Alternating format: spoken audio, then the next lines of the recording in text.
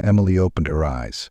She felt the dirt under her fingernails in the cold, damp earth. The sensations came into her mind, not all at once, but one at a time, as if there were a narrow door that only one at a time could slip through. Emily grimaced in pain as a bright light shone in her face. It came and went.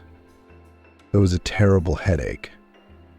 That was the second thing she felt. Then the girl realized that she was terribly cold, so much so that she could barely feel her own body. The thought shook her so much that Emily tried to get up. She looked around, birds cawing, dirt, cold, earth, and grass with huge crosses everywhere. Realizing that she was in a cemetery, she began to breathe frequently. Panic set in.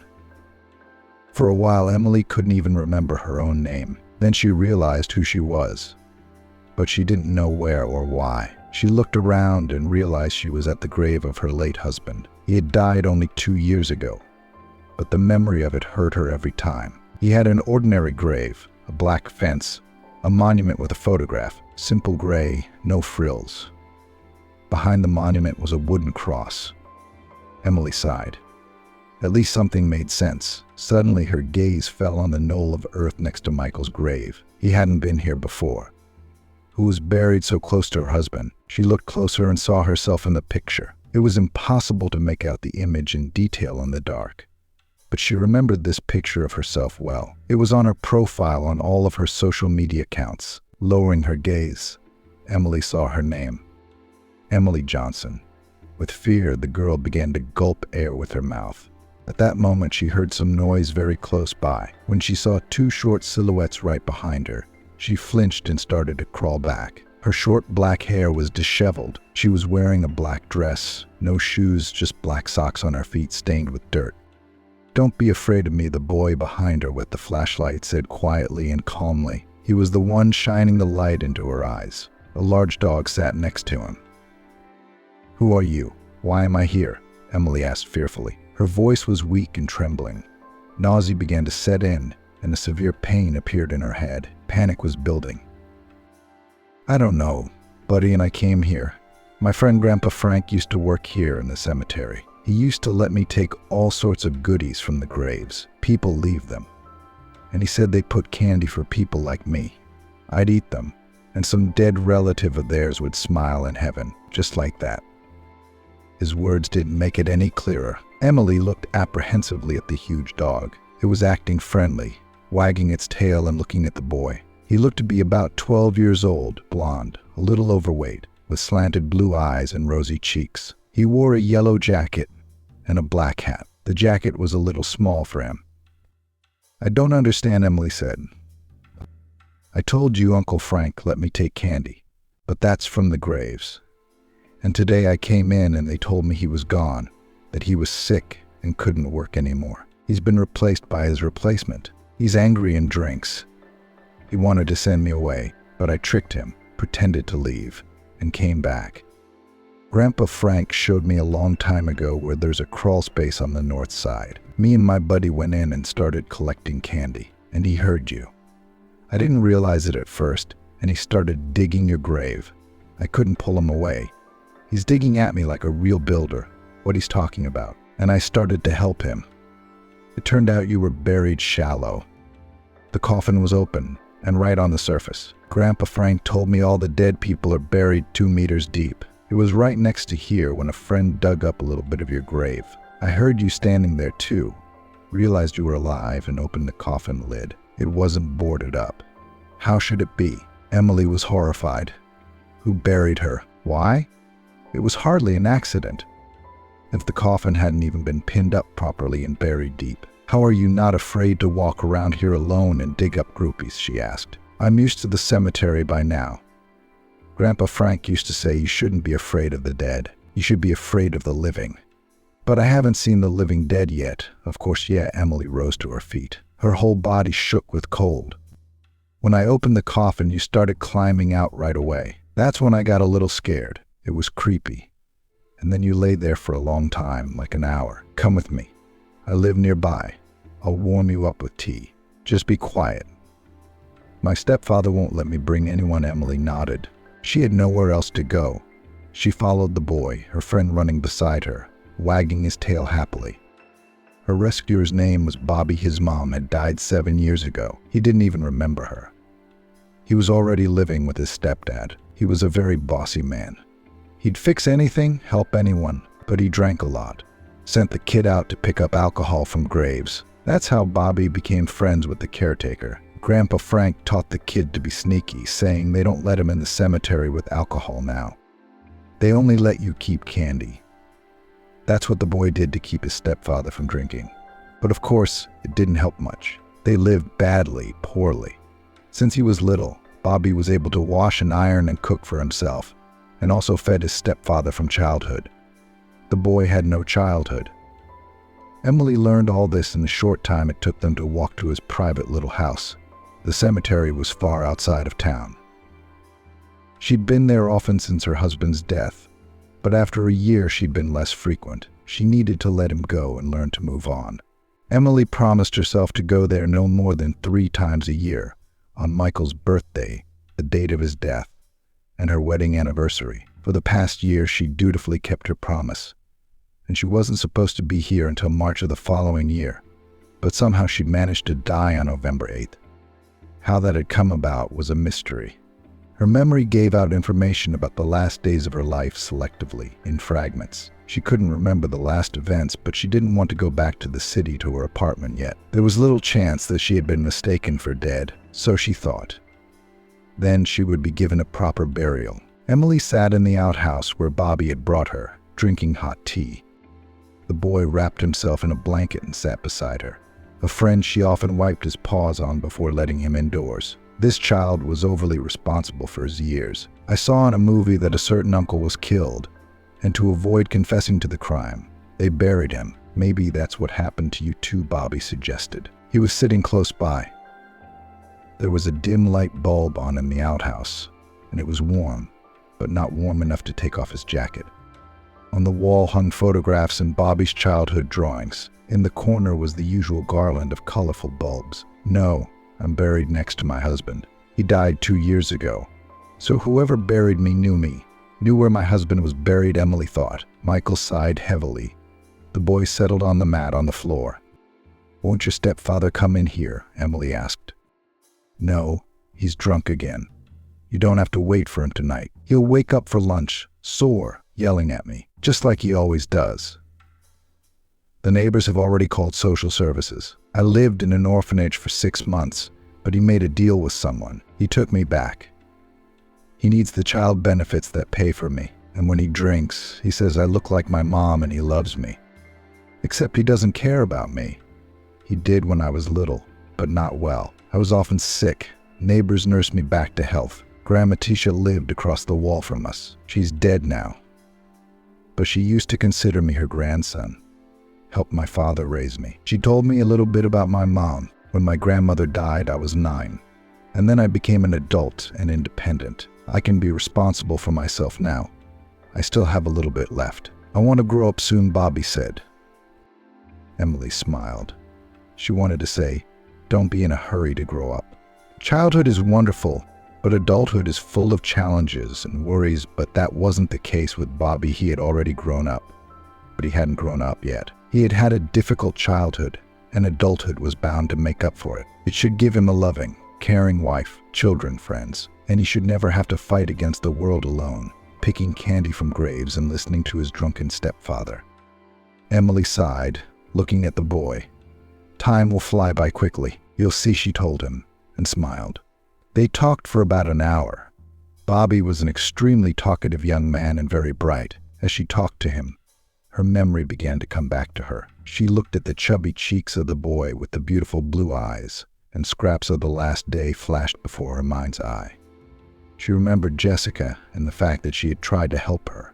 Emily and Jessica had been best friends since college. They had bonded and quickly found common ground, being 2 against all odds, trusted each other unconditionally. When Emily met Michael, Jessica was jealous, but found it in herself to be happy for her friend, as she usually was. Their meetings became infrequent.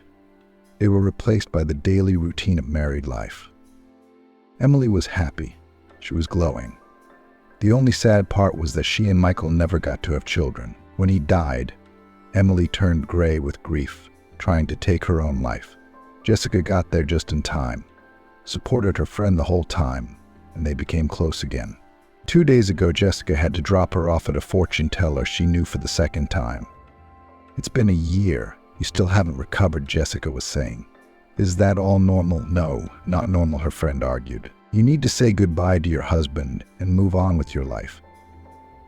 This woman can talk to the dead. It's not like a cheap TV show. She really connects with them, sometimes giving people details that only their deceased loved ones could know about. Charges a lot for her services, but only if she manages to contact the person. She says not everything is in the public domain. Some people are allowed to talk to her, and others are forbidden. You know, it's awfully interesting. I was in contact with her myself when my grandfather died. She calmed me down and told me that he said hello and asked me not to get into his gear, to wipe the fishing rods clean of dust, and rather fish like he did. She said he is with his grandmother now, and they are arguing again. Said his whole family is there, and he is happy to see me and know there is no death and no eternal separation. I looked at the world differently after that." "Oh, nonsense," Emily replied dejectedly. "But you're just torturing yourself with guilt. You can't do that. So you had a fight. Who doesn't? How can you beat yourself up like that?" The day before Michael died, Emily was jealous of him. She had long thought he was hiding something. Dark, she became suspicious. She found an outgoing text message on his phone to an unknown number. "You too, of course," she thought some woman had texted Michael saying she loved him, and he erased her message and so replied, only he didn't have time to delete his own reply. She saw it. Michael claimed that the number belonged to his coworker, his boss, and congratulated him on the fact that the bonus would be at the end of the month. And he wrote "you too" to congratulate her, because she would be getting a bonus for overtime. Emily wouldn't make a big deal out of nothing, but this was not the first time she felt he was cheating on her. Every time there was some excuse, and she couldn't prove anything. She thought she was going crazy with jealousy, blamed herself. But that night she couldn't help herself. She tried to push Michael. He got angry, yelled at her, and left. They had a motorboat. They lived near the river. The boat was later found wrecked, and he was reported missing. But they said, "Dead don't get your hopes up." Emily stopped living when Michael was gone. She stopped believing in God and the devil. She lived out of inertia just because she had to live. She came from a wealthy family. She didn't need money. She hired a psychologist and worked with him, but not for long. He kept making her cry, reminiscing, hurting her, and she just stopped going to his sessions. 2 days ago, Jessica picked Emily up, and after work, they got in her car. They drove out of town. The same fortune teller was going to tell them something important about her husband. The first session Jessica had dragged her friend to hadn't gone very smoothly. It was over a week ago. The elderly grandmother with the piercing brown eyes said that Michael was angry. He hadn't forgiven Emily and was asking her to explain herself. Emily didn't know how to respond. He said so. "Not me," the fortune teller excused herself. Jessica paid for the session. It had been her idea. Emily refused to go. He was harsh on me too. That day, Michael could just calm down, explain. If that text wasn't for a mistress, then why did he refuse to call that number in front of me? I know his coworker. I would have recognized her voice. I've had my suspicions for a long time, and with his death, they haven't gone away. It's only gotten worse. We had a very bad breakup. Emily started crying. Michael said, "You had no right to be jealous." Emily sensed something was wrong. Michael was always reconciling after a fight. She was sure that if he hadn't died in the motorboat accident, they would have reconciled and forgotten all about it. She even considered not to forgive him at first. The quarrel was not good, left a residue, and suspicions had long tormented her. She wanted clarity. She wanted to know the truth, to believe, but she couldn't. The last thing she remembered. Jessica talked her into going to that fortune teller again. She didn't want to because she'd left her in tears last time. "We should go. She won't take any money. She says Michael didn't tell her everything, that he's keeping her awake and making her contact you. Let's go. It's free. What have you got to lose? If you don't believe me, don't believe me. Let's just hear her out and go. And put it behind us. And maybe you'll feel better after what she said." Emily agreed. She got into the car with her friend. What happened next was hazy. Jessica gave Emily some salted peanuts. Half an hour later, she was thirsty. I have a thermos of tea lying in the back seat. Yeah, sure, Jessica tossed over her shoulder. She was focused on the road. Emily decided to take a sip from the thermos. One, another, a third. It tastes weird. What is it? She asked. Kazakhstani tea. Very good, healthy, some kind of herbs. That's all I could remember. After that tea, there was a complete memory lapse. It was as if she hadn't even realized how she'd blacked out. One thing became clear. Jessica couldn't have had anything to do with her fake funeral.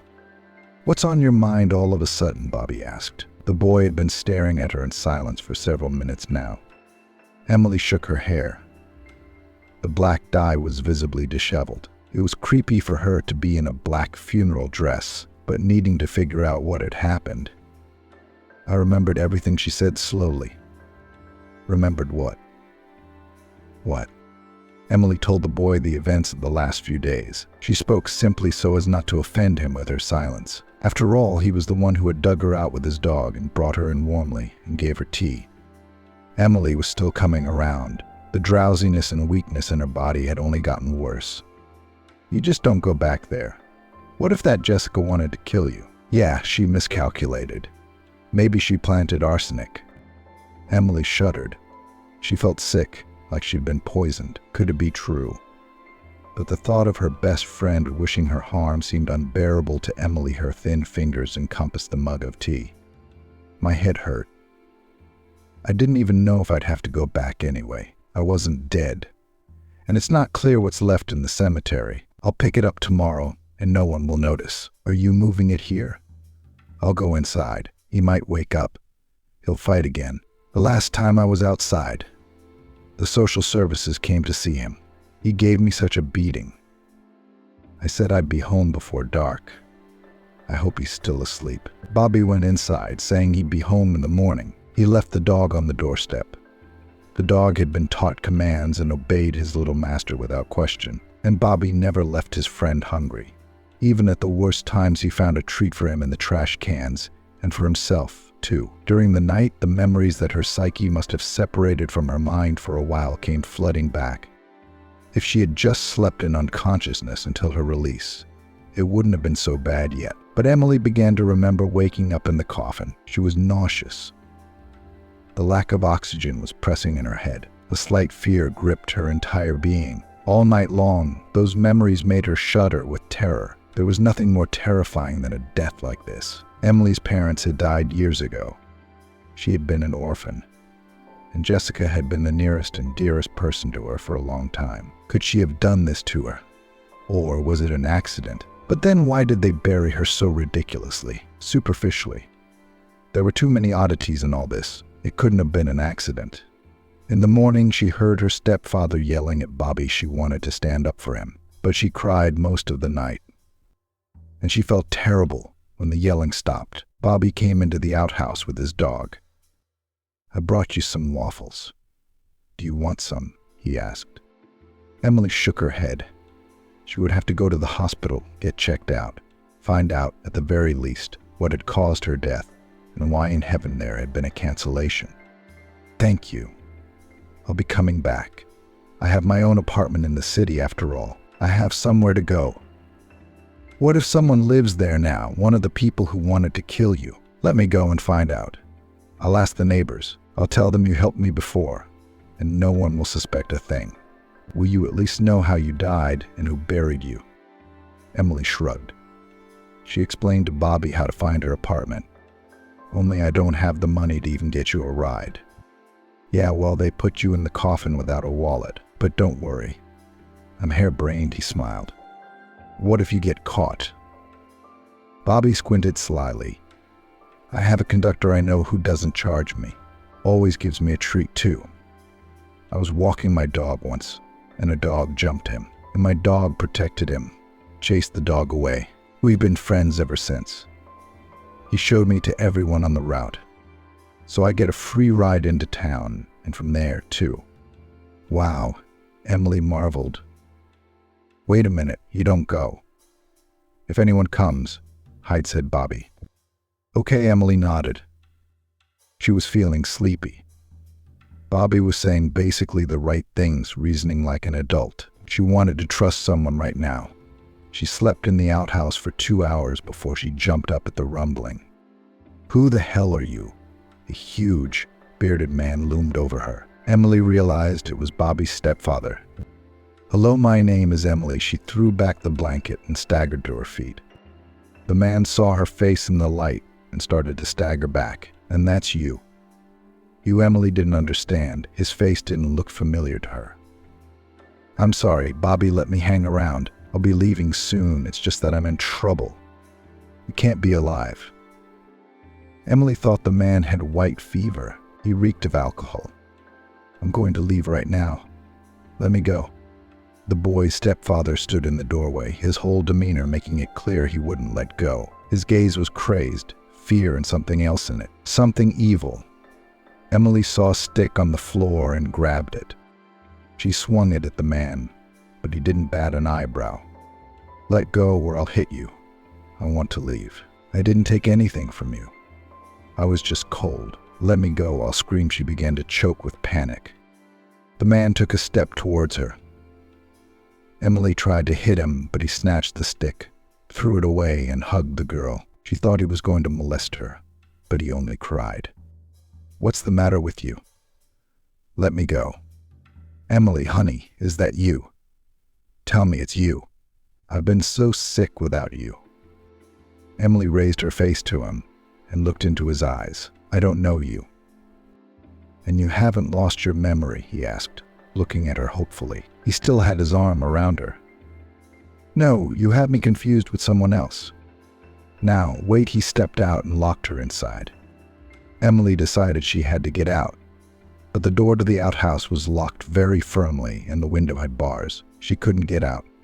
Soon the man came back. "You're sorry, okay? Don't be afraid of me. I'm not crazy. Here, look at this." He held out a picture to her. Emily recognized herself in it. Except she'd never had that haircut, never had those clothes, and she'd never been to the place where the photo had been taken. "Who's that?" "That's you, isn't it? Look at it. It's not like I'm crazy." Emily stared at the picture for a long time. "Yeah, it's really weird. She looks a lot alike." "She doesn't look like her. She's a copy." The mole on her cheek. "Look. Is there such a coincidence? You have a voice like hers, too." I loved her. Emily was Bobby's mother. She's dead. A long time ago. This is the only picture I have of her. I didn't give it to Bobby so he wouldn't play bury her as a memory. "My name's John, by the way." "You're Emily." My head hurt like hell. Still nauseous, but intermittently thirsty. She told John about who she was, where she was born and raised. She was 17 when her parents died. Her uncle had looked after her for 6 months until she came of age, then left for Poland, where he was from.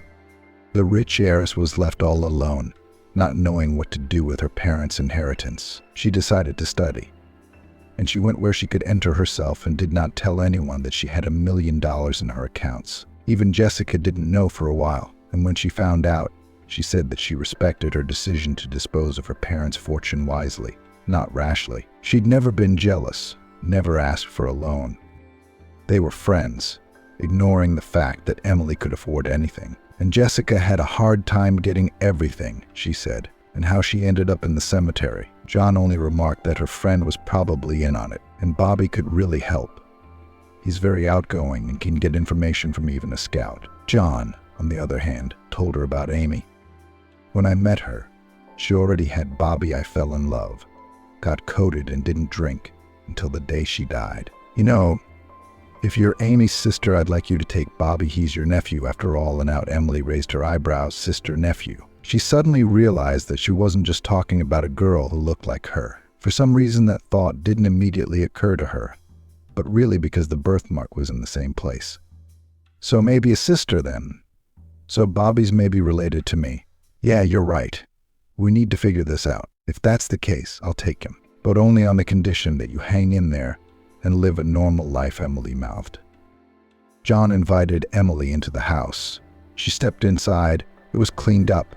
Only the table was left with traces of last night's libations. "You must be sick, huh? You've been poisoned, you pale thing. You're like a greaseball.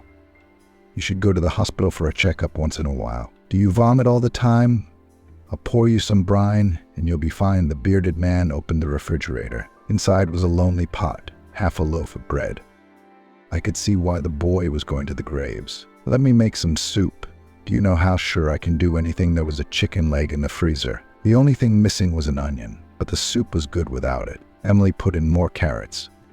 When Bobby returned, there was a hot first course waiting for him. He was surprised that Emily got along with his stepfather. He hadn't told him about the fact that the guest might be his mother's sister. The boy had only seen the picture a couple times, so he didn't catch the resemblance himself. "I brought you a newspaper."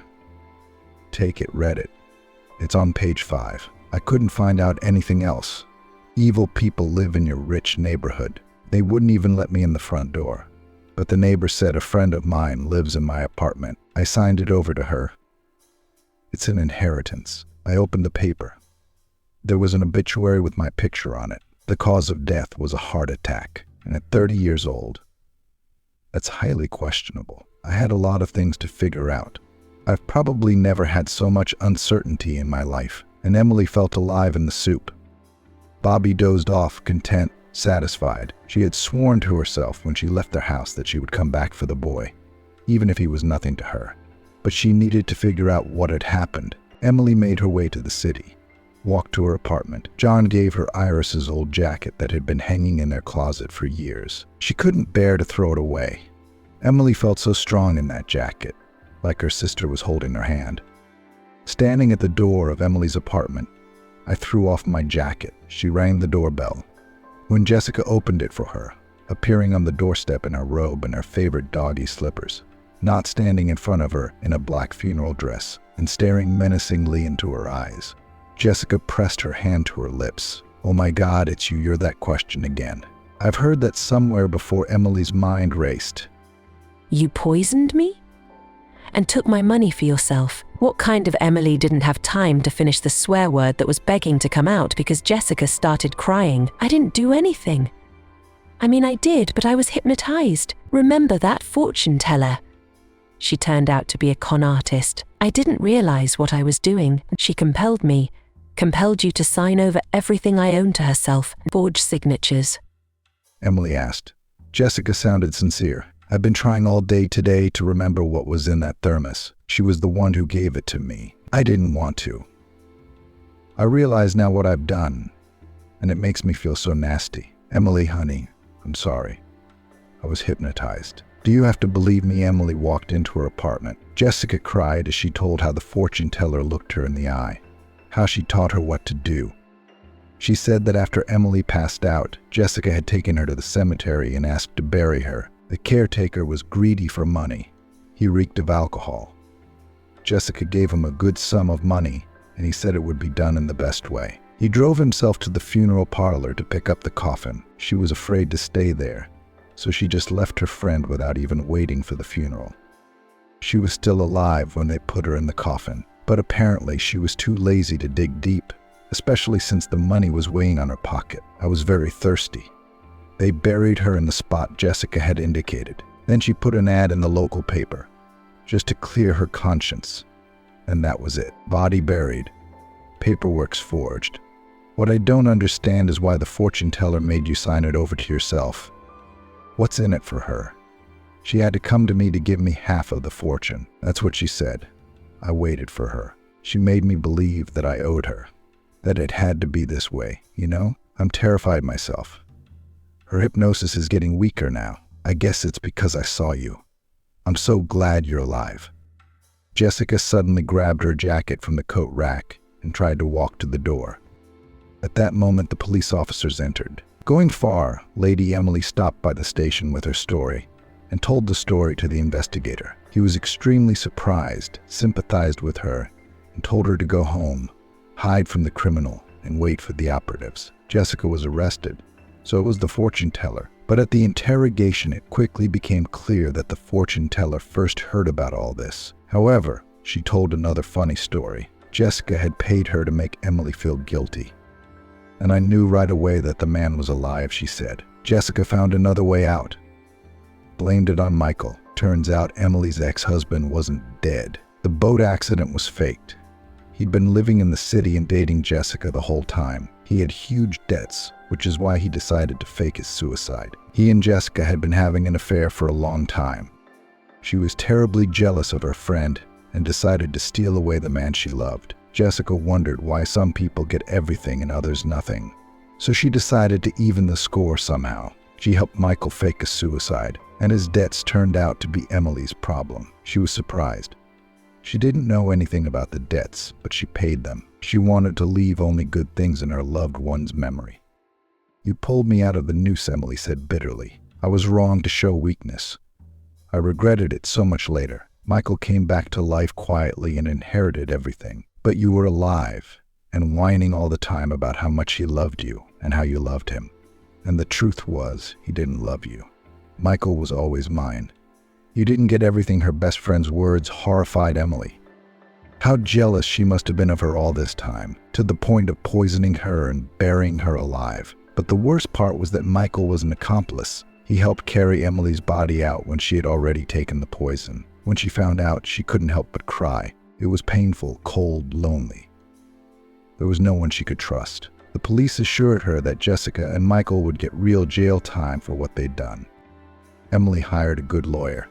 She was scared. She wanted these people to stay where they couldn't hurt her for a long time. The newspapers were full of headlines. "Risen heiress punishes her killers." Emily agreed to be interviewed by one publication. The others hyped their versions. It was funny to read. But all her thoughts now were not about what had happened, but about what she had learned. To check the twin sister version, Emily went to a specialist, and he made some inquiries. "Were you adopted, Emily Igorovna?" "It's true. Your parents went to the clinic several times. Your mother had a unique operation for those years. But the result was the same. Multiple failures of our research institute." She was in despair and even took medication for depression. Whenever she saw a woman with a stroller on the street, she burst into tears. "That's when they took you in. You were born on the same day as your twin sister." Her name, as you know, was Iris Rosen. Iris Janovna was an exact replica of you in appearance, but grew up in a poor family. "Why me? How could my parents separate the twins? Why didn't they give her away?" Emily asked. The truth turned out to be painful. Twins are always born early with less weight. You were more affected. You were much weaker than your sister, malnourished, slow to gain weight. When your mom was discharged, she signed a waiver on one of her daughters, and the doctors already had an order for a baby, a girl. Your adoptive parents wanted a daughter. You grew up in a wealthier, more prosperous family, became a rich heiress, and are still alive. I think your adoption was the best thing that could have happened to you. Your sister was less fortunate. Iris was drinking, in treatment for addiction, all at the age of 16. You're 17. She got clean. She got pregnant. Her parents were dead by then. Bobby, Iris's son, was born at 40 weeks, healthy. She was living a normal life too. She died of a coincidence. She got sick. She started it. An infection set in, came into a crowded hospital. There was no one to help. Her roommate John took care of the baby. She'd given birth to him by another man, from whom we could not find out, but at the alleged time of conception, she worked in a wealthy family as a cleaner. Emily, having received the address of that place, went there in person to find out as much as she could about her late sister. It was getting dark. It was snowing. She parked outside the huge 2-story cottage and approached the gate. It was unlocked. Once inside, Emily walked in high heels across the carved paving stones to the door. She rang the bell. Inside, she heard birds singing. Soon an elderly woman opened the door. "You? Is that you?" It can't be. Emily's mind raced again. She realized that she had now been mistaken for her deceased sister. "Why not? It can. But you're dead. That's what they told me." Jesus, the woman turned pale before her eyes. The life seemed to be coming out of her at that very moment. Just then, a gray-haired, statuesque man with a beautiful and even tan showed up behind her. "My goodness, what do you want here? You've robbed us and come to our doorstep after all these years. What? Are you getting shameful?" Emily shook her head. "That's it. That's enough. I'm not who you think I am. My name is Emily. I'm Iris's twin sister who used to work for you, and I've come to learn the truth about my sister and my nephew. Iris has a child, but she wasn't pregnant when she worked here. Come in. God, you look just like her," the man lamented. His name was Edward Paul Gray, and his wife's name was Anastasia Victoria Gray. The house was beautiful, but uncomfortable, as if it were fashionable. It was more like a museum than a place to live. There were pictures everywhere of a handsome, dark-haired man, apparently their son. I was so scared. "I'm still not comfortable," Anastasia Victoria said. "Why were you scared?" Michael squinted. "Yes, Anastasia. Did you think Iris had come back to steal something again?" Her husband looked at her with disbelief and incomprehension. She sighed. "Okay, I'll tell it like it is. This secret is weighing on me, too heavy a burden. I can't carry it anymore. Your sister worked for us, and she didn't steal anything. I'm the one who talked to her. But I wasn't going to go to the police. I just needed her to leave our son Eli alone. He's too trusting." She twisted him around and started lying about being pregnant. "No offense, but your sister wasn't a very nice person." Michael was hurt by her words. He felt there was something wrong with this story. "You talk bad about my sister, and she's not a very nice person." "Was she pregnant?" Edward Paul frowned. "She lied to me. I'm sure she did. And I took action, threatened her that if she told Eli about the baby, I'd put her in jail. The baby would be taken away from her. She didn't like the idea. Of course, she shut up and left." "Have you been to her place, gone to see her?" my husband asked me. "Yes, my conscience was bothering me. I wanted to see what the child looked like. But they told me that Iris was dead and her son was living with his father. So I was right. All she wanted was a stranger's baby to tie our Eli to her. We're wealthy. Her family is, I'm sorry, penniless. And Eli is infertile. That was recently discovered." "Really, since he was young?" Edward added. "Yes, he's married now, but they don't have children. So I did the right thing." Michael stood up. "I'll bring Iris's son over here, and you can look at him. If that kid in the picture is your kid, they do look alike. Bobby's living with his stepfather now. He took Iris in with his son, but he's not his father." Michael walked away, leaving the door open behind him. He was annoyed at the way these people were talking about his sister. How could this woman know whose child Iris was carrying? Already at the gate, Emily ran into a man, the same man who was in all the pictures in the house. "Hello," Emily said. The man was stunned. A tear rolled down his cheek from his eye. It's you. I've been looking for you. They told me you were gone." "Oh my God." He wrapped his arms around her, holding her so tightly against him that her breath caught. "I'm sorry, Eli," Emily began. She realized that she had called him by his name, that she was speaking to him in her voice, and it wasn't helping her explain her. "Where on earth have you been? Why did my friend say you were buried in the town cemetery? I never dared to find the grave." "Apparently you weren't there. Well, it happens. And the date of birth matches," Michael said. "No, she's really dead. And I'm her sister Emily," she replied, and told him how she and her sister were separated. Ellie proved to be such a good conversationalist that she wanted to open up fully. She recounted how she woke up in the middle of a graveyard and how a boy, his son, had saved her, told of what she had just learned at his parents' house. Eli listened to her for the first time, looking into her eyes and not wanting to let go. They stood outside his house, not even noticing how nervous his mother was. She kept pulling back the curtain.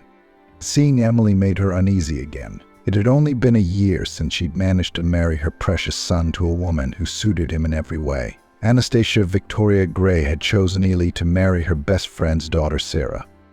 Sarah was a high society girl. Always impeccable looking, she knew 4 languages, but she couldn't cook at all. She was arrogant and cold. She was only interested in her job, fashion shows and stupid TV shows. Eli didn't even want to talk to her, but his mother persuaded him to get to know the girl better. Everything pressed on the fact that her father had died, that she was traumatized. That's why she was closed off. Sarah, Eli realized, was just cold and empty.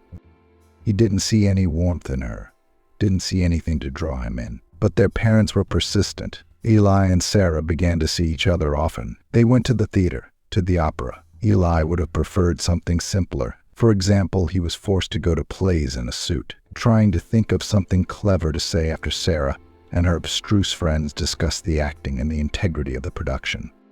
He was frankly bored and didn't know how to let loose, how to escape. Eli and Sarah had a lavish, pompous wedding like she had always dreamed of. He was unhappy, and his mother saw it, but she clenched her teeth and said, "This life suits you, Sarah wasn't suited to marriage at all." They moved into a new apartment downtown. They had everything they needed to be happy, except the most important thing.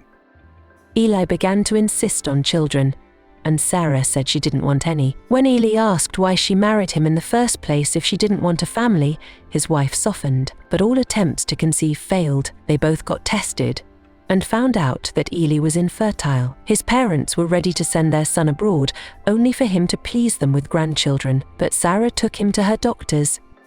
She said she knew the best specialists. They all confirmed that Eli was infertile. It was a blow to him. He withdrew into himself. Marriage seemed like a mistake. Drowning in all these troubling thoughts, Eli arrived at his parents' house that evening. He got out of the car and saw her inside. Everything seemed to shrink. Everything turned upside down for a moment. He felt like he was the same person he'd been before. Eli talked about how he'd met her sister.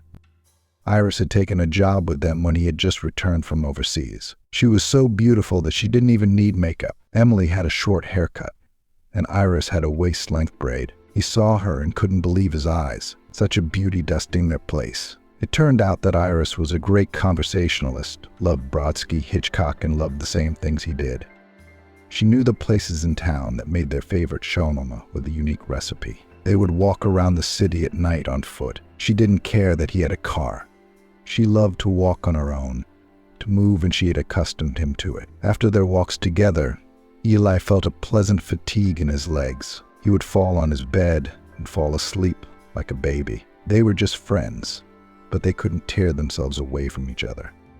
They talked nonstop, as if they couldn't get enough of each other. She was the only one who made him feel alive. When Eli dared to kiss her, he expected her to push him away. He was nervous, afraid of losing her, but she responded to the kiss by pressing herself against him. Their affair lasted only a few months. Then his mother found out about it and claimed Iris had stolen her son from her. She would have denied it, but she nodded, apologized shamefully, and left their home for good.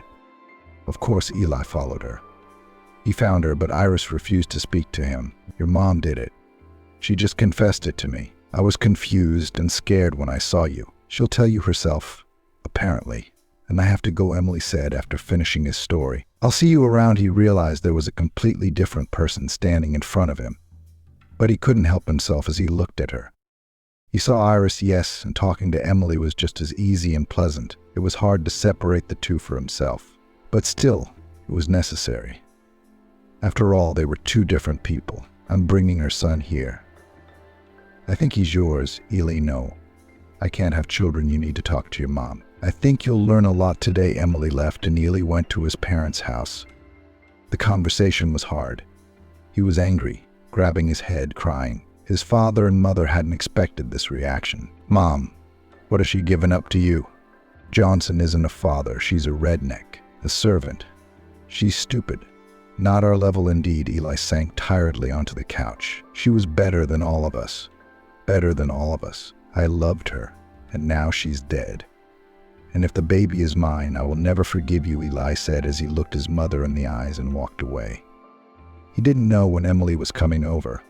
He canceled all business appointments and had been waiting in his car outside his parents' house for her since 8:00. "Why are you sitting here? My mother got divorced. Why are you doing this to her? You know how she is. She always wants the best. She separated me from a woman who was pregnant. If Iris said the baby was mine, then it was mine. I have no doubt about that. It turns out my mother separated me from my child, broke my life. And if Emily hadn't found us, I never would have known I had a son at all." His words were bitterly true. His father nodded. "I didn't expect her to do that either. I mean, she always wanted grandchildren, didn't she? So what? That the girl was poor. I liked Iris, but I thought she really stole, he said. Anastasia convinced us all of that and intimidated the girl, so she never showed up on our doorstep again. That's how you live with someone for so many years and don't even know what they're capable of. Toward evening, Iris returned, got out of the car, and Bobby walked beside her. Ely walked over to the boy. My God, the way he was staring at him. Bobby has her nose. And the rest of him is mine. He's a carbon copy of me. I was fair-haired and easygoing when I was a kid, too. Ely looked at Emily. She was wearing a long black coat, white snowflakes laying on her short hair. Her eyes looked with tenderness. He still saw her as his love, but he was already aware that she was different, and this did not upset him. On the contrary, he wanted to get to know her better. We should take a test, Emily said. I don't even know where they do those tests. I've looked into it. If you want, they'll take us in right now. I just want to say right off the bat that Bobby will be living with me. He doesn't know you at all. And I won't trust him to your mother, I'm sorry. Ely was confused. They both realized that a father would have every right to his son. But after what his mom had done, he didn't argue. Okay, just let's go over to my place. I want to show him to his grandmother, Ely said. The boy, who had been standing still all this time, suddenly asked, So you're my daddy, are you? I don't get it. Ely was dumbfounded. I knew your mom well. You didn't say anything to him. Ely asked Emily. The woman shook her head. We have a lot to tell you. But first, I want a woman to see you. She'll probably cry. You don't freak out. It's necessary, Ely said. He winked at Bobby and the three of them went into the house. When Anastasia saw the boy, she was stunned. Ellie's father immediately walked over to the child and extended his hand to him. Well, hello there. You can call me grandfather, he said. All right. And you call me Bobby? That's what everybody calls me. That's a funny name you have, the boy replied. Anastasia walked over to the child, knelt down, and cried. She realized that the boy was an exact replica of Ely. There wasn't even any need for a test. Anastasia realized it all at once. Guilt came over her in such a way that she cried and couldn't stop. That's it. That's it. That's enough. Take her away, Ely asked his father. He took his wife upstairs, and the trio went to take a DNA test. Afterward, they went to a cafe where they ate ice cream. Ely occasionally wiped away tears. When Bobby talked about the delicious candy he picked up at the cemetery, Ely said, I'll never forgive her. Emily understood, and she kind of felt sorry for his mom. She had done such a thing, and now she would have to accept the consequences of her deed. Bobby was now an adult and was starting to ask questions until they answered them, going off topic. Ely and Emily agreed that they would tell the boy everything once the DNA test was ready. When it came time to part ways, Ely realized he didn't want to leave. How am I going to leave him now? He asked Emily, completely confused. I just took him away from his drinking stepfather.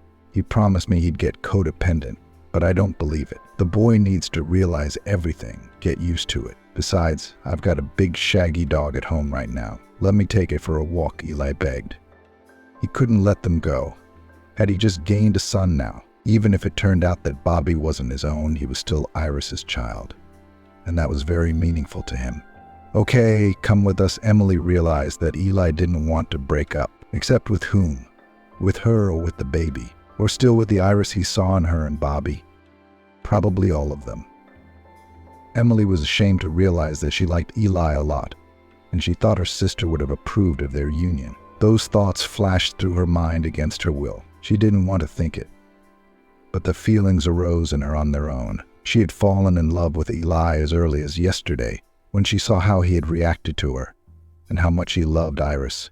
He wasn't like his mother. There was decency in him. He was the victim in this situation. So was Bobby. So was Iris. And girls separated as children who never saw each other for the rest of their lives could well be considered victims too. But there was no bringing their parents back. There was no one left to ask questions. Iris was gone too. There's only Bobby to tell Ely a joke. There's Ely, secretly wiping away tears as he looks at the baby. Emily realized that he would have stayed asleep on the doorstep just to be near his son. They made their way to her apartment. Bobby and Emily began to clean up. Buddy made a mess. Bobby scolded him and scratched his head. He understood. You could see it in his intelligent eyes. Eli walked Buddy for almost an hour. During that time, Emily made dinner. "You know, I feel like you guys are my mom and dad. It's like we have a family," Bobby said to Emily. She wanted terribly badly to tell the boy who she was to him, but she waited for the test result. For some reason, she was scared to talk about it. He'd be sitting in his new room. "I'll go set him up at his new school tomorrow, and I'll quietly tell him that his mom was my sister Emily," told Leo. "Okay, if you want, you can stay at my place. It's a comfy couch," she offered. "Can I? I hate to leave terribly, but that's the way it's going to be tomorrow. You see, I can't leave him now, and neither can I leave you. It's as if I were tied to you. You're supposed to be a wife," she smiled. "Our marriage is a sham, and Eli is my son, so she lied to me. She took me to her doctors, telling me I was infertile. Then one day I found birth control pills on her. She said it was a friend's pills, but I guess I just got caught. We have a really bad relationship. I never loved her, but that doesn't change the fact that you're married. Let me stay because of him. I'll work out my marital status. We'll get back to this conversation." Emily bed Eli on the couch. She didn't think he was serious. But the very next day, Michael did file for divorce. He didn't even wait for the test results. "What were you missing?" Iris asked him. She was angry. "Honesty, kids, a wife, and borscht. I'm a husband. Don't you feel like a wife? Running around to your parties, your bohemian parties that make me sick. I want to be at home, watching movies at night. I want the comforts of home. I want to hug my wife, raise my kids, be needed. Do you realize you're married?" Iris threw the glass at the wall and didn't answer him. "You lied to me that I was infertile," Michael asked. "Yes, because I'm not going to ruin my figure for the sake of a schnook, and I did the abortion for you. So get out." "I don't care about you," she said venomously. That was the end of their marriage. That evening, after picking up the lab report, Michael walked up the stairs and rang the doorbell. Emily opened it for him. She was wearing no makeup and a house robe. "I thought you'd call." "Did something happen?" she asked. "I filed for divorce, and I'm also Bobby's father. A kid showed up behind me." "What?" "I'm your daddy." Michael went downstairs and hugged his son. He and Emily told him the whole truth. Michael had several pictures of Iris. Finally, the boy had a picture of his mom. Emily told her side of the story. That same night, Michael got up the courage to tell her that he wanted to be with them. "I know it's rash, but I can't help it. I'm drawn to you. I want to be part of the family since he's my son. Let's raise him together. Let's just try it. Do you want to move in with me? You have a wife, right?" "No, I have my own apartment. But it's a little far from here." "No, it's okay. Bobby just started a new school. You don't have to push him again. I have a big apartment. There's plenty of room for everyone. Stay, the couch is all yours." On one condition, Emily looked at him seriously. "What's that?" "You'll go out with Buddy?" Michael laughed. Aren't you a dog person?" "I am. I was going to get a bald cat on Friday, but now I don't know." At first, Michael flatly refused to talk to his mother and would not show her his grandson.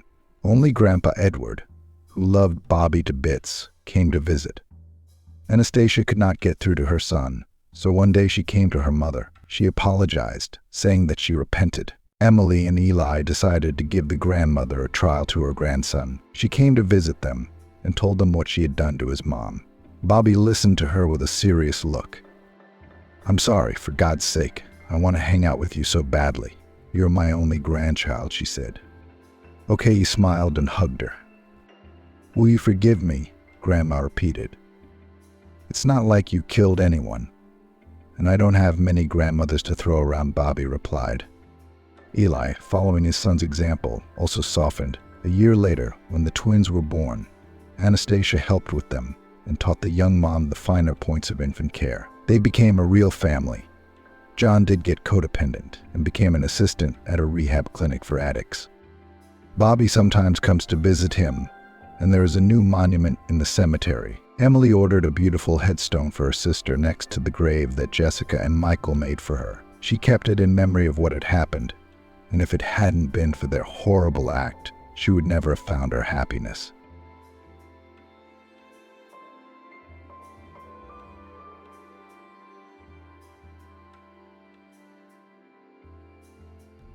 After buying a bouquet of lilacs from the little girl, Oberon reluctantly shuffled home.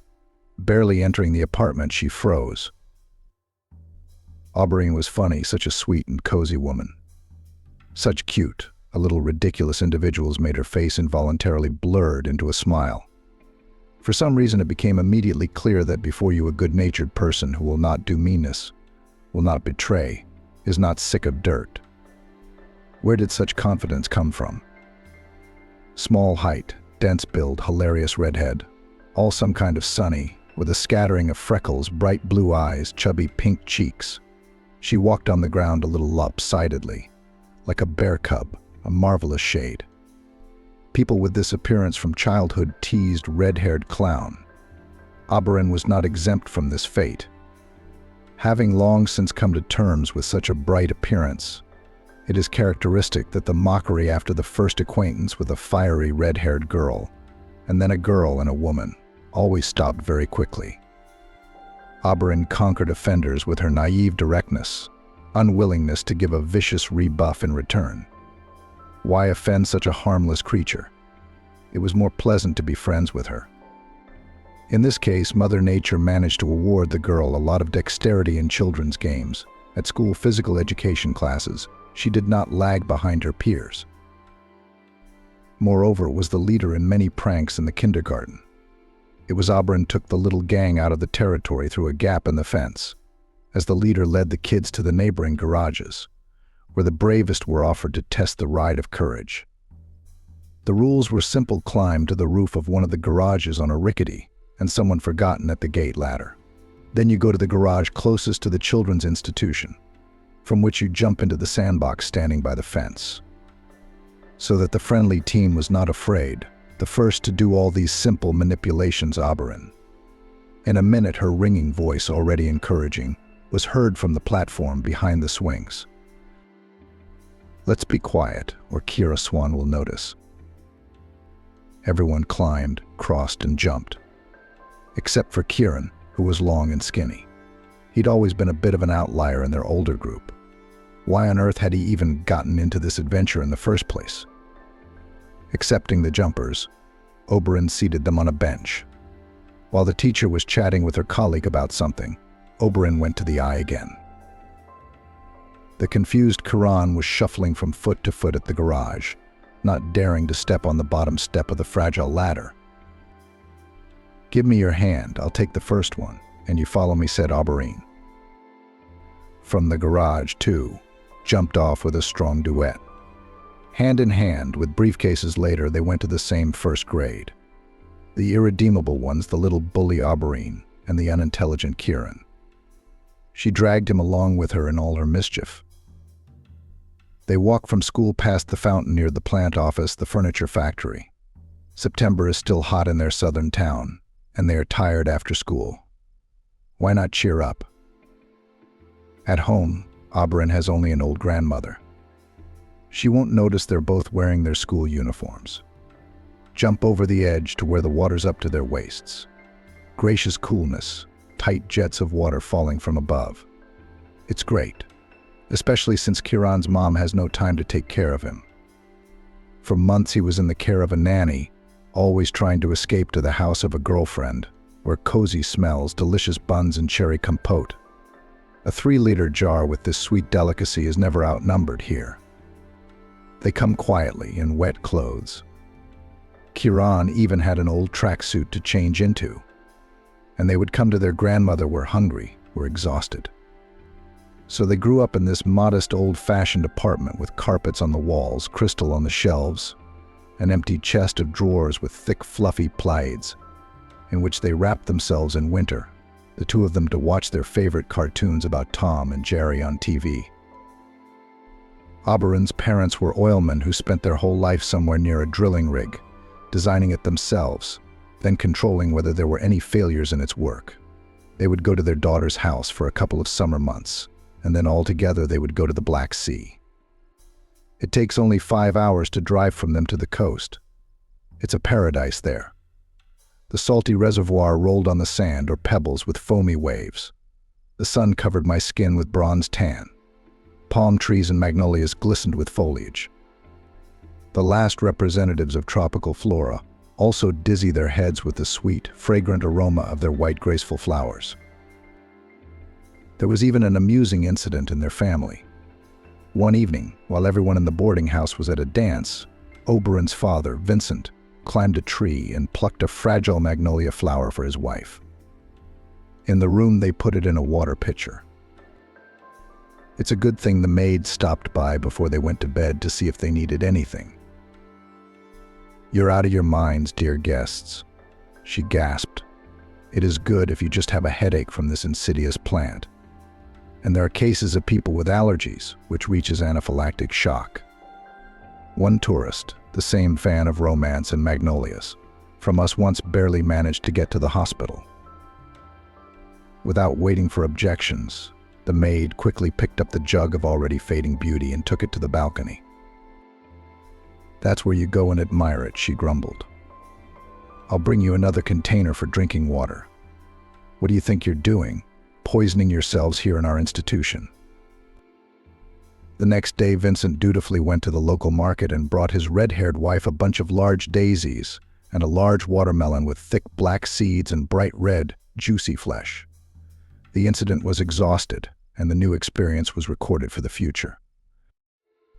By the way, Auberine had been born such a pretty redhead for a reason. She was a smaller version of her mother, Stacy, a carbon copy of herself. Vincent, who had come to the windows of the hospital on the day of Auburn's birth, couldn't contain his emotions. "Yes, Stacy, you're obviously two golden red-haired creatures in one family. It's a treasure trove. There's a reason you were so toxic the whole pregnancy. Our daughter could braid her hair out of that fire fleece." When in her childhood, after watching a cartoon about a red-headed redhead try to start complexes because of her hair color, Stacy stopped them once and for all. "Daughter, take a good look at me," Stacy said. "Has my hair the color of shiny copper ever hindered me in life? My red locks, like a generous sun, kissed on the top of my head. You're always on display, always bright and always happy. Your life, too, will be, if not a constant celebration, then certainly not a boring everyday. Believe in yourself, Abby. Appearance is a shell. I wish you had a heart of gold.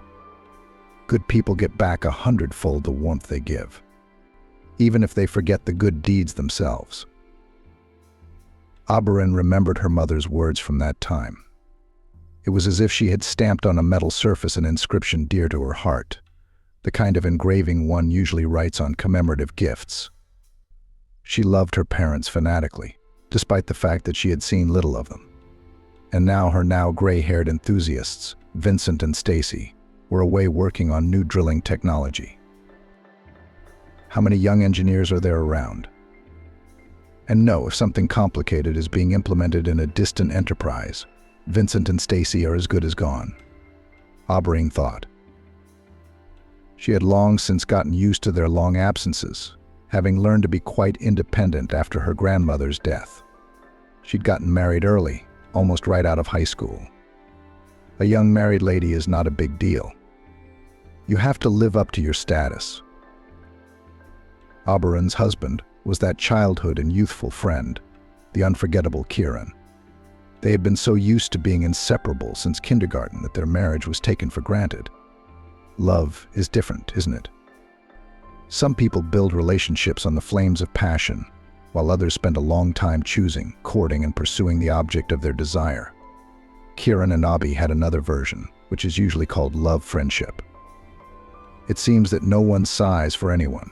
Under the moon on the bench stars do not admire. Candy and bouquets in the heart does not carry. But it was astonishing that such a phenomenon could be written down in the new medical discoveries. It became difficult for Kieran to breathe without Abby, and panic appeared. Abby had to know every minute what was going on with Kieran, what her heartfelt friend was doing. Kieran seemed to really need help, or at least a kind word of approval from Oberon. But she wasn't around.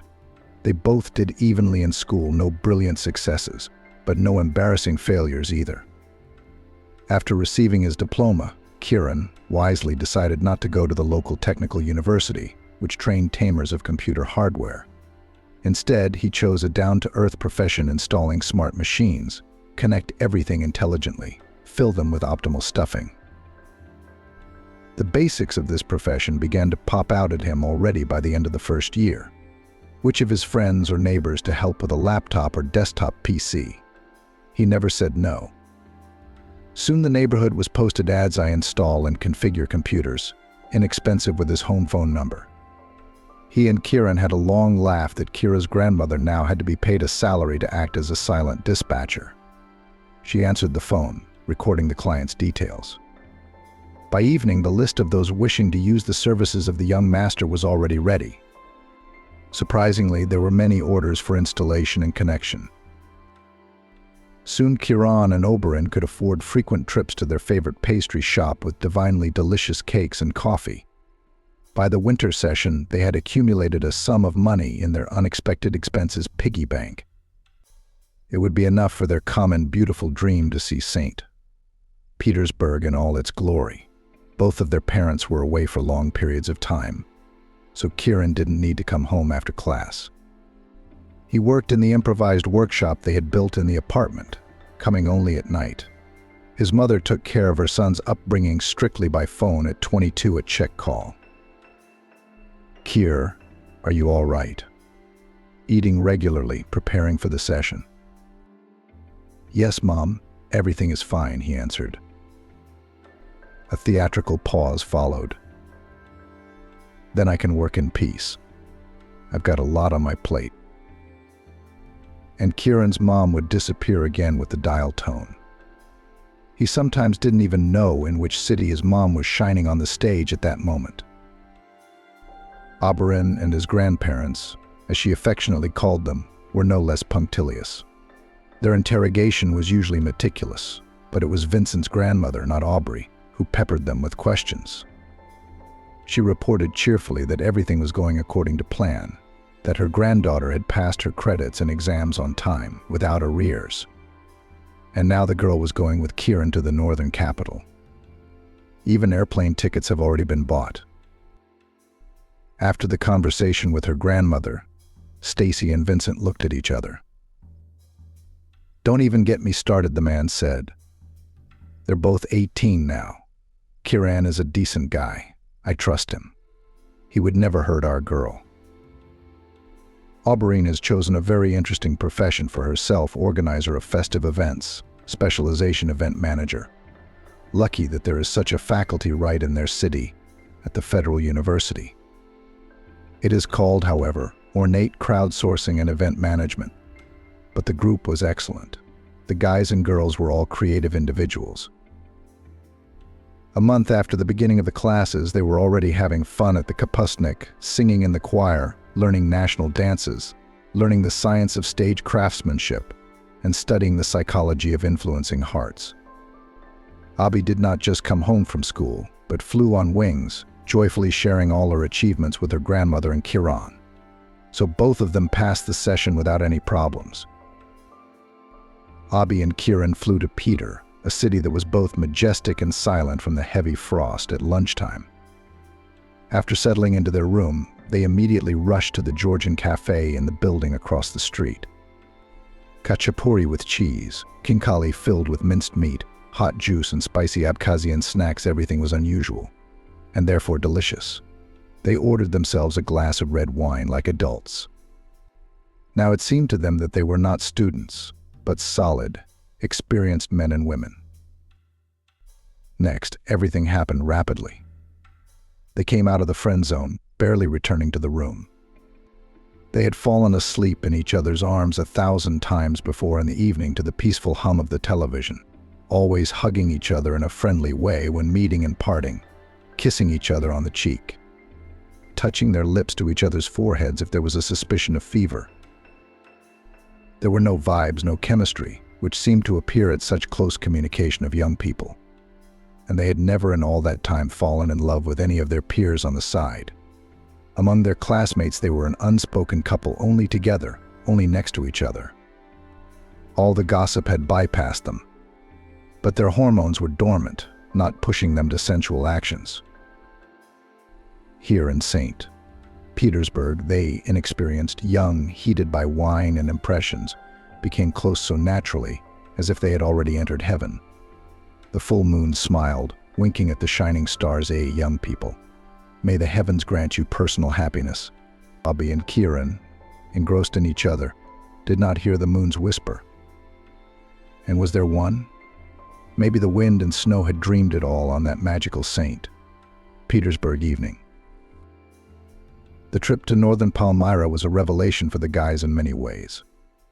They lived in a miniature hotel on Maratha Street, a few meters from Nevsky Prospect. The temperature outside the window was increasingly dropping to -15 degrees Celsius. There was an additional cold and dampness from the numerous reservoirs. The snow crunched underfoot. We didn't walk for a long time. We saved ourselves in cafes. We took several cups of different teas, arguing which spices gave it a particularly memorable flavor. Sometimes we had a couple of shots of sweet liqueur or mulled wine. For dinner, we brought sweets to the room. From the cafe candy shop again, they piled tea or coffee and enjoyed socializing. The romantic journey flashed by like a single day. They returned home, as always, holding hands. Peter had won their hearts forever and bonded them together even more tightly. A month later, Abby felt distinctly sick.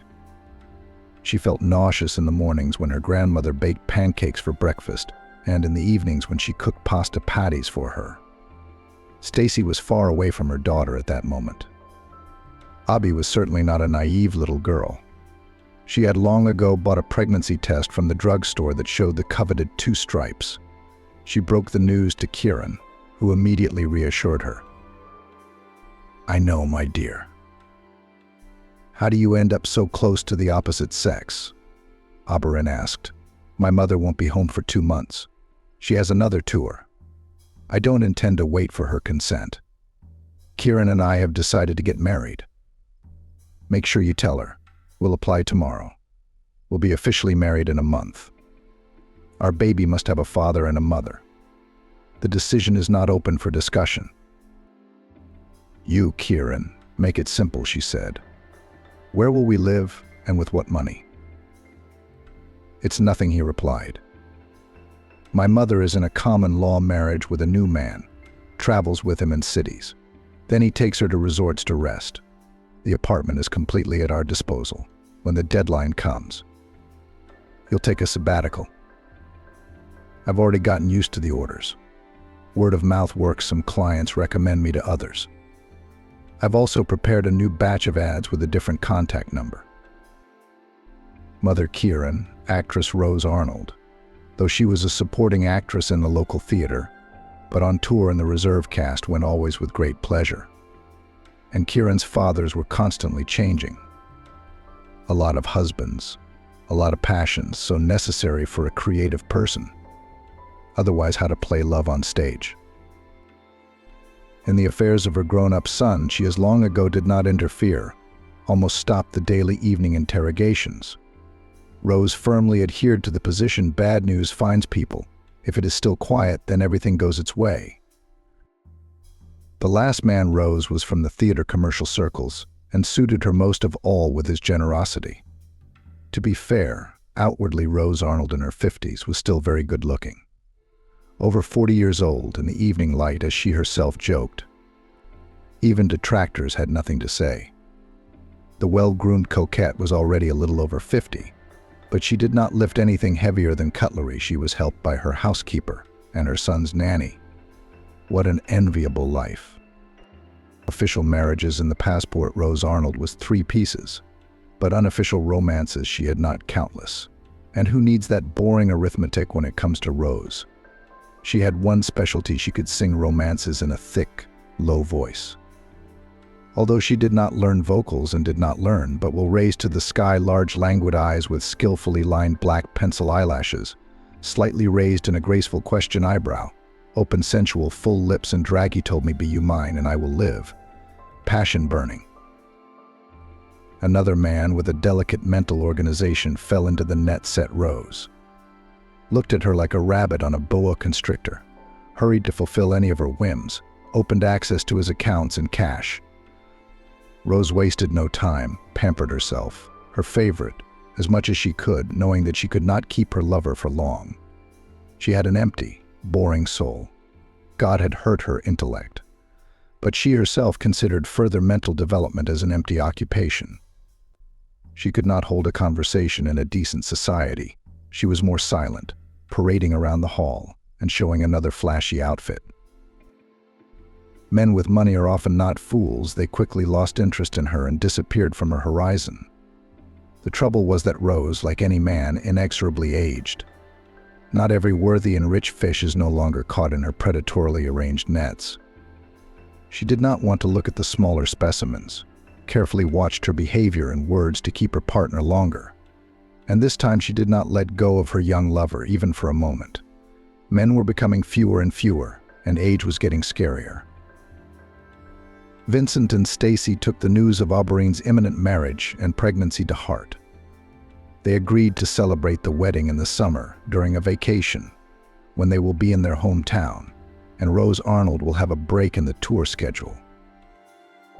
The young people were now leading a shared family life for two homes.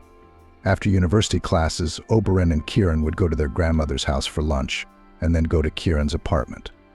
The boy would again fiddle with another order at home, or go out on a call. Oberon was preparing for her seminars, running an unpretentious household. She began to take lessons from her grandmother, a skilled cook, and soon she could cook something simple for herself and her young husband. In the registry office, they were signed a month after the application was submitted. The newlyweds joked, remembering a quote from the old Soviet movie Girls With a Family. Kieran, husband and wife. "You can die laughing." And they both started laughing. Young and green, everything still seemed so magical, serenely joyful. Parents on both sides did not interfere in their life together, hoping for the prudence of children. Grandmother looked after from afar. She bought her granddaughter fruit, so that in her interesting position the body received vitamins, then gave her now legitimate grandson Kieran a warm scarf, so that he did not catch a cold running on calls throughout the neighborhood. Already spring has powerfully entered its rites. The end of April. When she opened the window, a floral scent wafted through the apartment. In their southern city, there were so many lilacs, garden, Persian, and wild. For as long as Oberon and Kieran could remember, they had associated spring with the fluffy white and purple flowers on the branches of the shrubbery, and with bunches of blooming lilacs in the house, arranged in vases.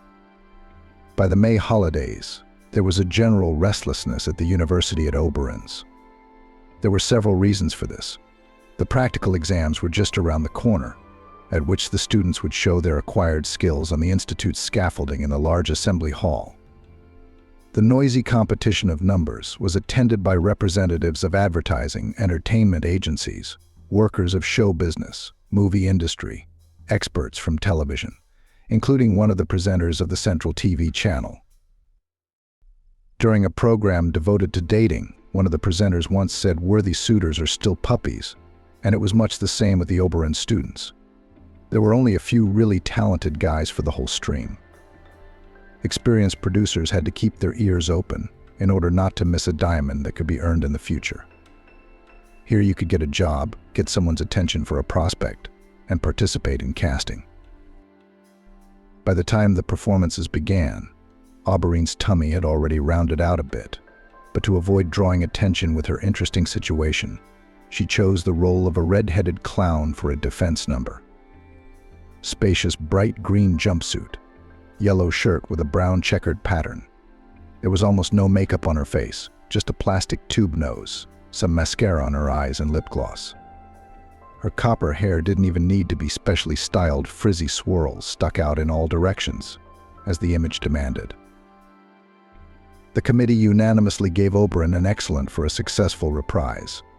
As she sat down in the auditorium to catch her breath and watch her fellow students perform, A man in an expensive suit and bright pink shirt approached her. "Hello, Oberon. I enjoyed your number.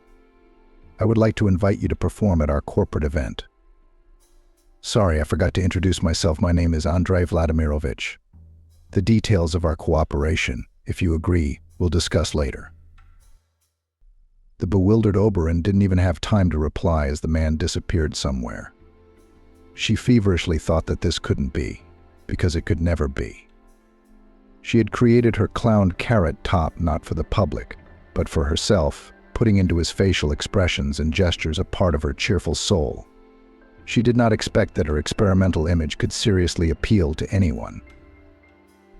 At that moment, her buddy Milachka plopped into the seat next to Oberyn. "Abi, don't you get it?" she exclaimed. "The great and terrible Andrew Smolyakov himself just sat next to you. His modeling agency, Aphrodite's Favor, has girls from all over our county signing up for auditions 6 months in advance. Do you know how he was nicknamed in bohemian circles? Janie."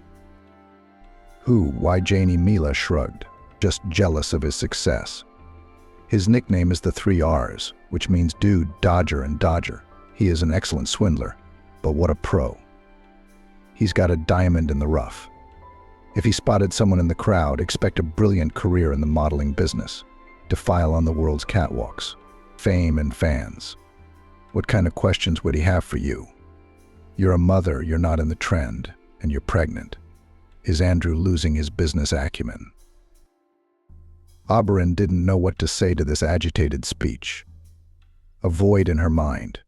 She was more concerned about why Kieran hadn't returned her phone call. She was so eager to share with him that she passed the credit she dreaded with a yay.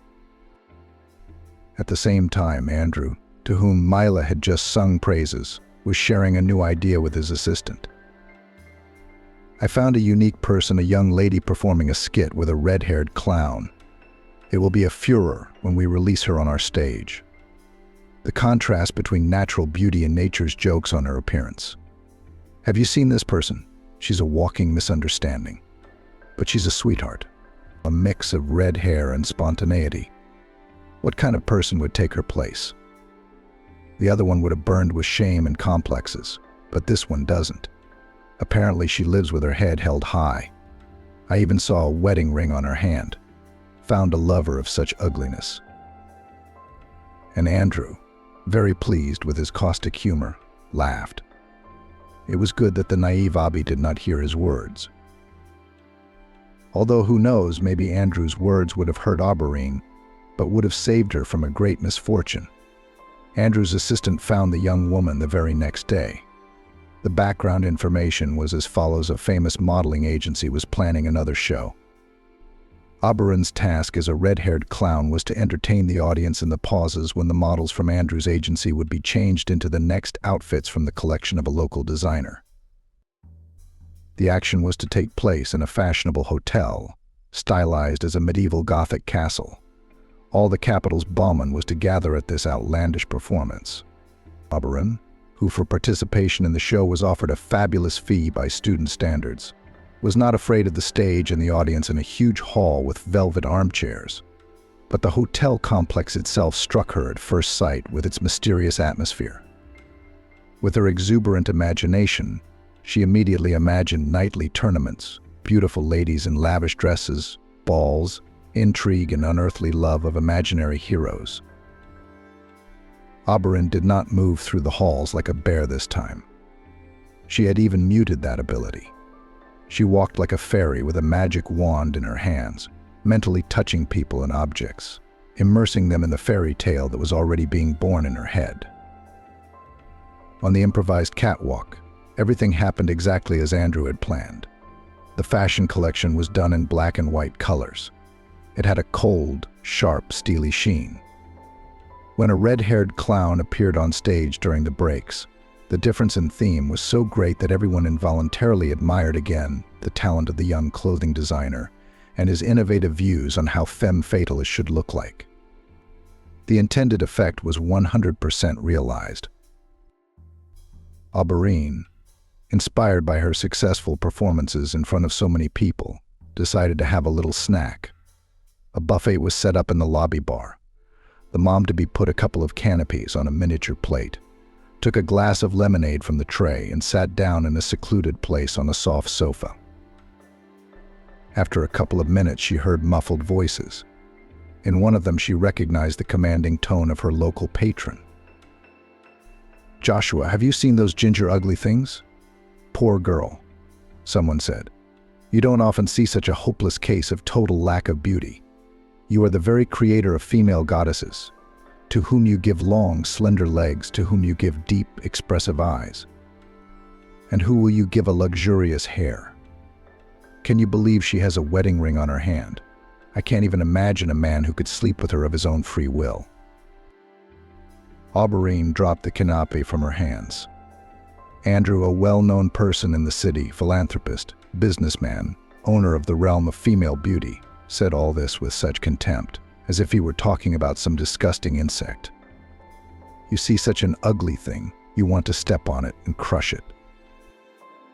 All of Stacy's words about the special charm of redheads were instantly forgotten. In her head, as if in a cramped cage, her thoughts rattled. "The program is over. I don't want to wait for any honorarium. Get out of here. Out now."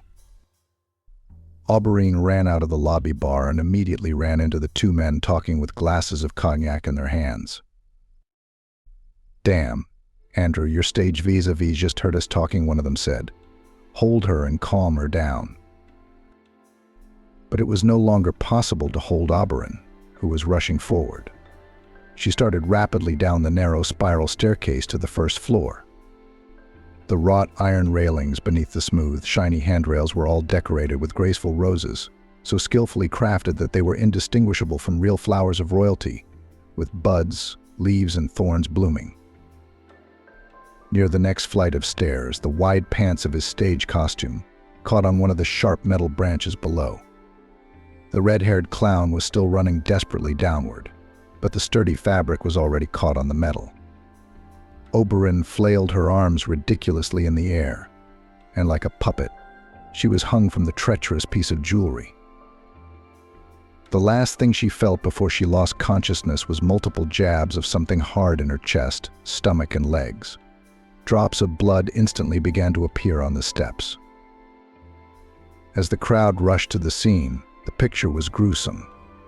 Hanging from the metal rose pattern under the railing was a bright redhead named Auberine. Only now she wasn't laughing at all, nor was she uttering funny phrases in a ringing voice.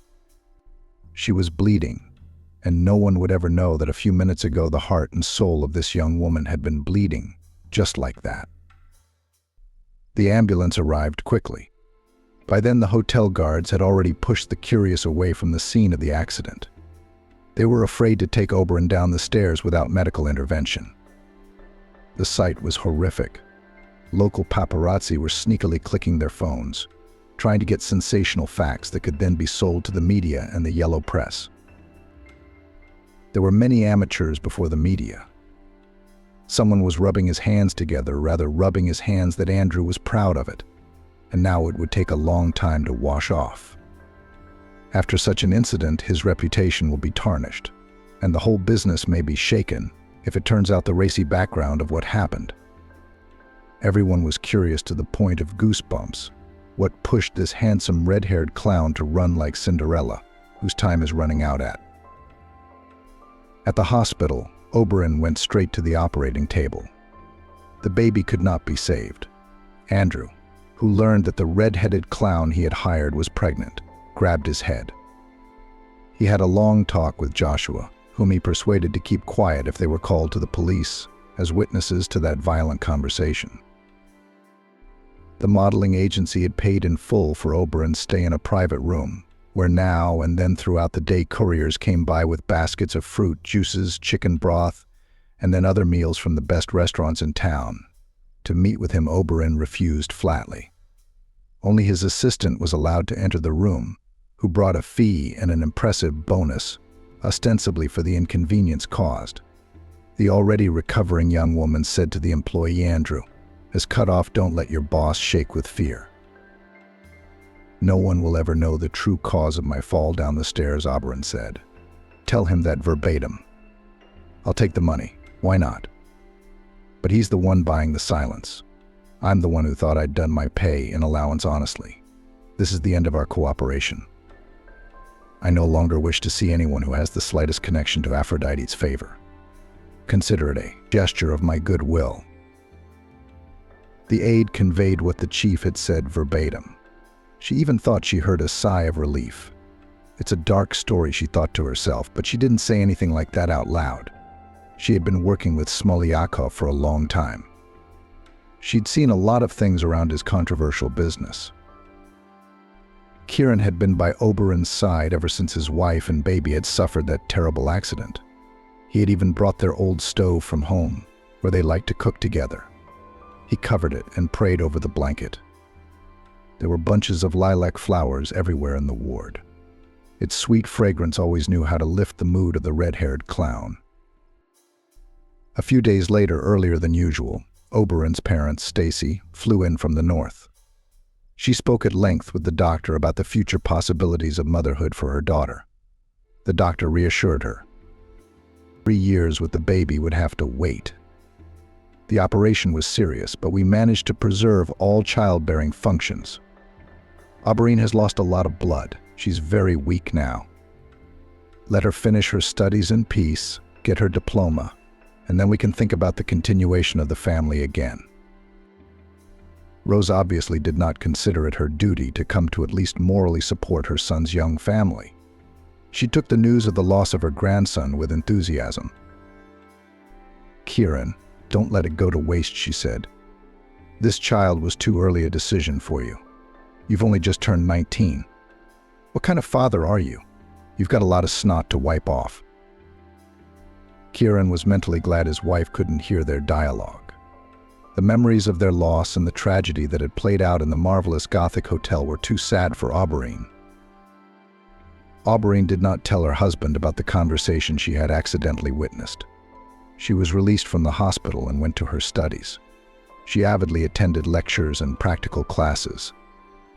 Only she never wanted to wear her red-haired clown outfit again, no matter how her teachers and fellow students asked her to do so. After the summer session, Kieran, Oberyn, and her parents went to the seaside together by car. Vincent loved to drive his old BMW. What did he call it? It was old, but it was a beast. Nothing had happened to it because at the time it had been sitting in the garage. On vacation, they traveled everywhere they could. They lived in a small village, in one of the new hotels on the beachfront. You go out on the loggia in the room downstairs, 20 meters away. The sea is splashing. Behind the fence, there was a park where the hotel guests could disappear as much as they wanted, and even for free. There was a small grove of pomegranate trees near the monument to Pushkin. Excursions were always wandering around the park itself, so Kieran and Oberyn hid in a corner above the sea, next to the son of Russian poetry Alex. Here the young woman turned into the host of some holiday they had invented. Kieran became a kind spectator and in the 9th row. Who still remembers the unique creative legacy of Archie will immediately understand what we are talking about. In the evening, the rehearsed performance was shown to the parents, and there was not among the audience more grateful listeners. Oberyn gradually withdrew. They spent a long time together splashing in the sea, and then went to the local market to buy amazing grapes, peaches, tart homemade wine. In the evening we had dinner on the loggia, and admired the marvelous moment when the orange ball of the sun kissed the emerald surface of the sea. Sunsets there were always fabulously beautiful. The clouds became pink, and the soul sang, flew somewhere upwards. Several times the whole family took a ride to the city. There on the quay another funny story happened to Oberyn. Rather intrusive photographer with some animal on his shoulder insistently stretched out his hands to the red-haired woman and shouted. The animal turned out to be a chinchilla, which at once tangibly pulled Oberyn's finger, then posed in her arms like a model, and did not want to let her go. The photographer, very surprised by the behavior of his assistant, thoughtfully said, "Mayabi's instincts are impeccable. She recognizes good people with a pure heart from a mile away." The photographer didn't even understand why the family was laughing at first. Vincent eagerly explained. "You've just taken a picture of your namesake's your Abby and our Auberine," I noticed from a distance. He and Kieran hugged their companions by the shoulders and they continued their walk along the picturesque promenade. This vacation was one of the most memorable events in Oberon's life. And then grief came to the house. Vincent's mother had died. She quietly went to heaven in her sleep. The empty apartment no longer smelled of freshly baked goods. Only the shelves of the pantry still held jars of cherry compote. True to tradition, the quiet, cultured grandmother Oberon had managed to prepare this summer season's favorite supplies. Folk wisdom says trouble doesn't come alone. It brings. The next 6 months after the death of Grandma, tragedy happened to the beautiful Rose Arnold. The accident was trivial. The actress did not want to part with high heels, even on winter boots. In a rare for the southern city period of ice, she slipped right on the tiny edge of the steps leading to the entrance. Rose took an unfortunate fall and broke her infamous femoral neck. Kieran had just turned in another winter session at the time. After his grandmother left, he and Janie had moved back into the apartment of Auburn's young parents. It had always seemed more familiar to them. And then, with a surprise from her mother, Auburn ran to the hospital to see Rose as if it were work. Her second mom turned out to be an extremely capricious woman. Kira Swan secretly left on the pretense of a touring emergency. It was as if she'd never been there. Kieran disappeared in the morning at the university, and then ran on the orders of his mother after the operation, which promised that she would be able to walk again after the injury. The ward and comforts were costly for the youth. Finally, after a couple months on hospital duty, all those expensive delicacies from the stores, morsels, specialty coffees, teas, and desserts, Rose Arnold was transported home with pomp, as if to the sound of an invisible orchestra, and settled on a disassembled sofa. Already on the way, she sang Oberon, either an ode to her daughter or a romance about her love for her daughter-in-law, with a mute plea in her eyes not to abandon her in such trouble. Kieran and Oberon went to live with Rose Arnold. Just a year after that tragedy with the red-haired clown. Outside the window, the fragrant lilacs were blooming again. Auberine hoped that soon her mother-in-law would recover, and she and Kieran would live their old life again. A whole year passed in labor and care for Rose Arnold. The young woman rolled her grocery cart between the aisles at the supermarket and thought to herself, "Rose's mom loves cranberry morsels. We're just out of it, and I've got to find a tea bag of chrysanthemum. They say it lowers blood pressure when it's cold. With her fracture, we don't need hypertension coming out. It's all coming from nerves." I happy, carefree living with her son Kieran, and she, at her elegant age, does not need unnecessary troubles. Auberon's confidence has been boosted in recent months by a big change in her creative field. The breakthrough came unexpectedly. Once she was rushing home after classes at the university to quickly tell her husband what topic she got in her thesis, and almost knocked down some young woman. I turned around to apologize, and it turned out to be Polyakov's assistant who had brought her honorarium to the hospital. Abby wanted to get away. The memories associated with Aphrodite's favor were too painful, but that was not to be. Smolyakov's right hand grabbed her by the sleeve of her jacket and said, "You're just what I need. I was going to look for you. And here you yourself showed up." The woman smiled warmly and continued, "You've played a part in my career. It's up to you to clean up the mess." After the accident with the red-haired clown, I could no longer work with Andrew. I felt in my gut that he had a hand in the tragedy with you. I've known his partner Joshua a long time, so it wasn't hard for me to get him to talk and find out the truth. I couldn't look at the chief without contempt after those revelations, and Adam was pretty famous in modeling circles. I quit under a plausible pretext. Soon I found a new place, cleaner, more decent. I'm now in charge of children's parties, running my own company. My business is booming. Now I myself need an assistant with a golden, untainted heart like yours. Let's try to work together. The clouds seemed to part and the sun shone brightly around her. She had always secretly dreamed of working with children. The younger generation would never discuss her appearance. They would just enjoy the show. For a new part-time job took up with great enthusiasm.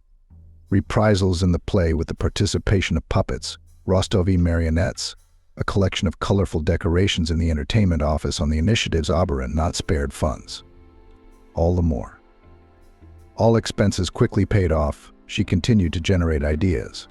Only the request to return to the stage red-haired clown resolutely and uncompromisingly always rejected. She had almost no time for Kieran now. But he didn't take offense. He himself disappeared somewhere for days and evenings. He came home happy. Now they could afford to pamper poor, unhappy, sick Rose with more treats, new silk pajamas with luxurious lace, elite grapes, wine, which Rose used to treat her nerves. After the operation was a year, but the promises of doctors had not yet come true. Rose Arnold did not leave the sofa, to which Janie all the time carried trays with the next wishes of her mother-in-law. The woman was clearly not suffering from a lack of appetite or requests. At the bus stop near her mother-in-law's house, Oberon saw a girl carrying fragrant lilac branches. The purple, fragrant flowers looked a little sad. They wanted to drink, to be in a moist environment. But passers-by were bustling past on their own. No one was going to buy lilacs. "How much do you want for spring happiness?" Oberon asked the young saleswoman with a smile. "How much would you give for a date with spring?" The girl cheerfully picked up the game. Oberon, who had just today received a fee for another series of birthdays, was generous, taking out a $1,000 bill from her purse. After thinking about it, she added a large Belgian chocolate bar. She was treated to it today by one of the moms of the kids who were guests at the children's party. The girl did not break down and gladly took both gifts. She tried to give Oberon the whole set of obviously barbarously broken lilac branches. The woman gave the young flower seller another warm smile and gave her a final pep talk. "Soon people will start coming back from the day shift. A lot of people like lilacs. You'll sell all you can get in no time. And I'll have enough for this many branches. Good luck, my friend." The rest of the way to the apartment, Oberon kept bringing lilacs to her nose. Her snub nose greedily inhaled the sense of spring's awakening to life. How fortunate that today's holiday had been moved 2 hours earlier. She was able to free herself at an unscheduled time. Now she would put the dough for the cookies of her grandmother's famous delicious scones. She'll probably have time to boil some borscht too. She hadn't spoiled Kieran with a home-cooked meal in a long time. Both of them had no time. They sat on half-finished products. Only Rose Arnoldovna, who had been ill for a long time, drank fresh, strong broths. She's a sick person. She's supposed to be on the payroll. I tried to open the door to the apartment quietly. Her mother-in-law liked to take a nap during the day. Why bother her? On the threshold, she froze when she heard the ringing voice of her second mother, not pitiful as usual. "Bella, my dear friend. That's me. All on the main roles in the theater did not take. But in vain in me died a great actress. For 6 months I've been playing that nasty Oberon by the nose, and she doesn't know a thing." Oberon turned into a mute question. Guess what? Rose Arnold was on the phone with her pal, a makeup artist from their theater, a talented actress. "You know we paid for the surgery back then. Well, I'm back on my feet, but I can only walk around the apartment with a stick. And that's only when I'm home alone. Oberon, although my sister-in-law is easygoing. I just got a job. I'm about to graduate. Hunt will be looking after me so diligently." Even then she continued, flicking her lighter and lighting another cigarette. "Oh, how good it is that this is not a crypt. Red-haired Berzina didn't give me a grandchild then. As I imagine that now there would be one more of the same ugly redhead walking around the apartment, my heart would go straight down. How my Kieran started earning good money. Wouldn't you recognize him? He's grown up. He's handsome. It's not the kind of woman who should be his date now. Oh, you don't know our big news yet. Kieran's finally met a beautiful girl and he's going out with her, soaring on the wings of love. No, I haven't seen her in person yet, but my boy has been bringing me photos of them together on his phone. She's a goddess. She's got a good face. She's beautifully built. No wonder Kieran lost his head. I gave them the keys to my country house. My son and daughter-in-law didn't know about my third husband's inheritance. I kept a mansion in the suburbs for myself for a rainy day. But seeing how Kieran is in love with this lovely creature, I could not resist at the sight of imposed on him a stupid pregnancy wife. His eyes never burned. Auberine sat down on the grocery bags just down the hallway. Everything swam in front of Auber'ine's eyes, a ball of fire growing in her head, ready to burst into shards of pain. It's not true, her heart screamed, and her mind, unwilling to give in to her emotions, immediately began to toss in bits of strange inconsistencies, titillating them with the strangeness of her memories. Here she was walking Kieran to work, and suddenly she smelled the unfamiliar, tart odor of perfume from him. And here they are at the mall, and he declares to her that he is tired of walking in cheap socks from the collection of 10 years ago.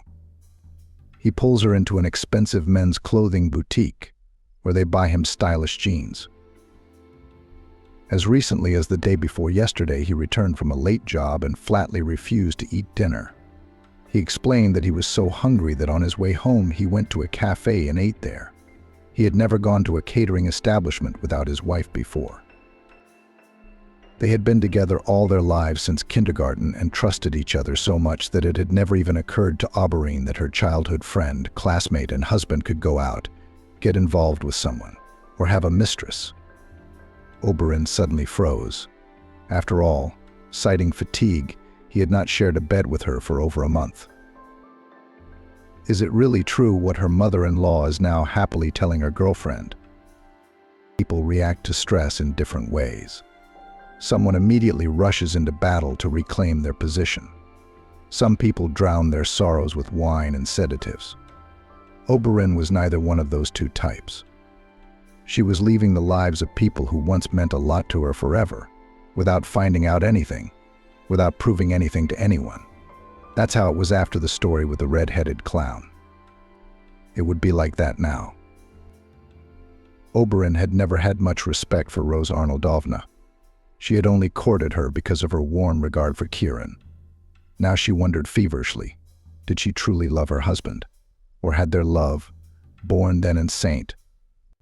Petersburg on the basis of a strong friendship, always been a deception, an illusion, an attempt of two lonely hearts to find happiness? Now she somehow did not know the exact answer to this question. Kieran had always been there for her. They had always been inseparable since childhood.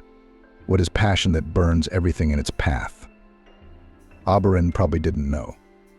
She still hadn't lost the ability to find excuses for her unexpected friend in every situation. Or perhaps that aged complex that she was utterly devoid of feminine appeal had risen to the surface again to plunge her into a new abyss of doubt. Now she would quickly find the keys to her grandmother's apartment in a drawer and go there to heal her mental wounds. In a month, her parents would arrive from up north. She shouldn't say anything to them yet about her life changing so drastically. Kieran really was in love. He was in love. Tana was one of his clients. A first-year student, she was in a big city for the first time, where her parents had rented her an apartment. She couldn't figure out the latest model laptop on her own without her elders. Kieran, who had recently turned 21, seemed very big and mature compared to the 18-year-old fragile girl. He was about to defend his diploma, and here was a freshman. While he was dealing with her machine, she brewed him a wonderful coffee, made a mountain of delicious sandwiches, and all the while she was seen hovering around him like a light bird of paradise in her colorful kimono. His Auberine always walked like a cute, leering bear. Tana flew around the room gracefully, enchantingly. Impressed with his new client's appearance, Kieran asked to visit the next day to see if his lovely apprentice had mastered everything. Taina looked at him with wide-open, admiring eyes, the color of blue topazes, aquamarines and sapphires at the same time. Taina's parents are farmers, but they did not let their daughter close to the quiet farm, even though she lived in the countryside. In everyday life, except for potatoes or fried eggs, were not financially strapped. She ordered food in cafes or bought it on the way to the institute after classes. Taina was dressed with a needle, everything new, fashionable, stylish. She stood firmly on her feet. Farmers had already changed the furnishings in the rented apartment for her daughter, and every weekend they loaded a trunk full of natural products and brought them to the city. Her schooling was average. It was not the same thing to sit on the internet on social networks, to walk with friends and messengers, to communicate. She accepted Kieran's advances favorably. After a week they found themselves in the same bed, and then Taina showed him such aerobatics that he was confused. Such stunts with his wife he did not know. Taina was such a thing and obviously had a lot of experience. It was impossible to say that Kieran was not troubled by his conscience towards Oberyn. He returned home late. A satisfied Rose Arnold had clearly been fed, sitting almost happily by the television, occasionally snacking on candy or tobacco smoke. Oberyn herself was already asleep, having remembered to wrap up dinner for her husband so it wouldn't get cold. Kieran thought he was swearing to himself with his last words, promising himself to end it all at once. But as soon as he found himself in Taina's arms again, he forgot about everything in the world. Once, when Rose Arnold was in a particularly benign mood, he could not withstand the oppression of his radiant happiness and confessed to his mother that he was dying of love for a young girl. The woman, cynical to the core, asked him, "Is she even of legal age? Is this your new girlfriend? Make sure there's no trouble in that department. You've been asleep for a long time, haven't you?" Kieran nodded. Rose pointed a dainty finger in the direction of the bedroom. "What are you going to do with that redhead of yours?" "I'm more than satisfied with her care and attention. I'm enjoying myself. Even my injuries are hardly bothersome. You, my lovesick falcon, tell you what. You have many mutual acquaintances in our city. Even you with your mistress your wife did not tell you. I told you before my last official husband left me inherited a luxury country house. Arrange your dates only there, away from prying human eyes. Your girlfriend Taina will love it. You can be sure of it. And it's only an hour's drive from town. There's a woman looking after the house now. I'll arrange for her to stay on as au pair. And I'll keep Oberyn with me for as long as possible. Do you understand me?" Rose Arnold was wildly delighted with the country estate. She was still a very young and unsophisticated woman. Such luxury only seen in the movies. The actress hid this cozy nest from strangers and her friends, many years often under the pretext of departure on tour spent on the fazenda, as she called his country mansion, time with another hardy friend. Yes, even these temporary men did not admit that this expensive real estate belongs to her. Such a tidbit could turn any seemingly in love man into a real Alfonso, hunting for the treasures of an aging beauty.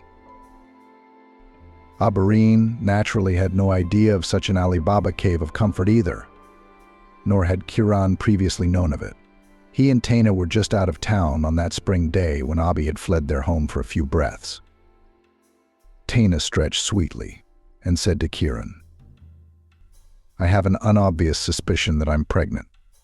I've been getting nauseous in the mornings, and today I was freaked out by the smell of fried fish.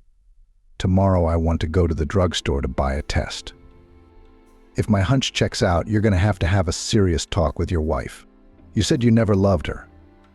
It was just a true friendship. Well, tell that to your wife now." Hearing the suggestion that his incomparable mistress might be in an interesting position, Kieran soared to the heavens. "My baby, how happy I am. I won't wait for tomorrow, and today I will announce to my mother and Oberyn that I want to be only with you. Not a single tear will fall from the eyes of the mother of my future child." I will never make her heart race. I will never do anything to upset her.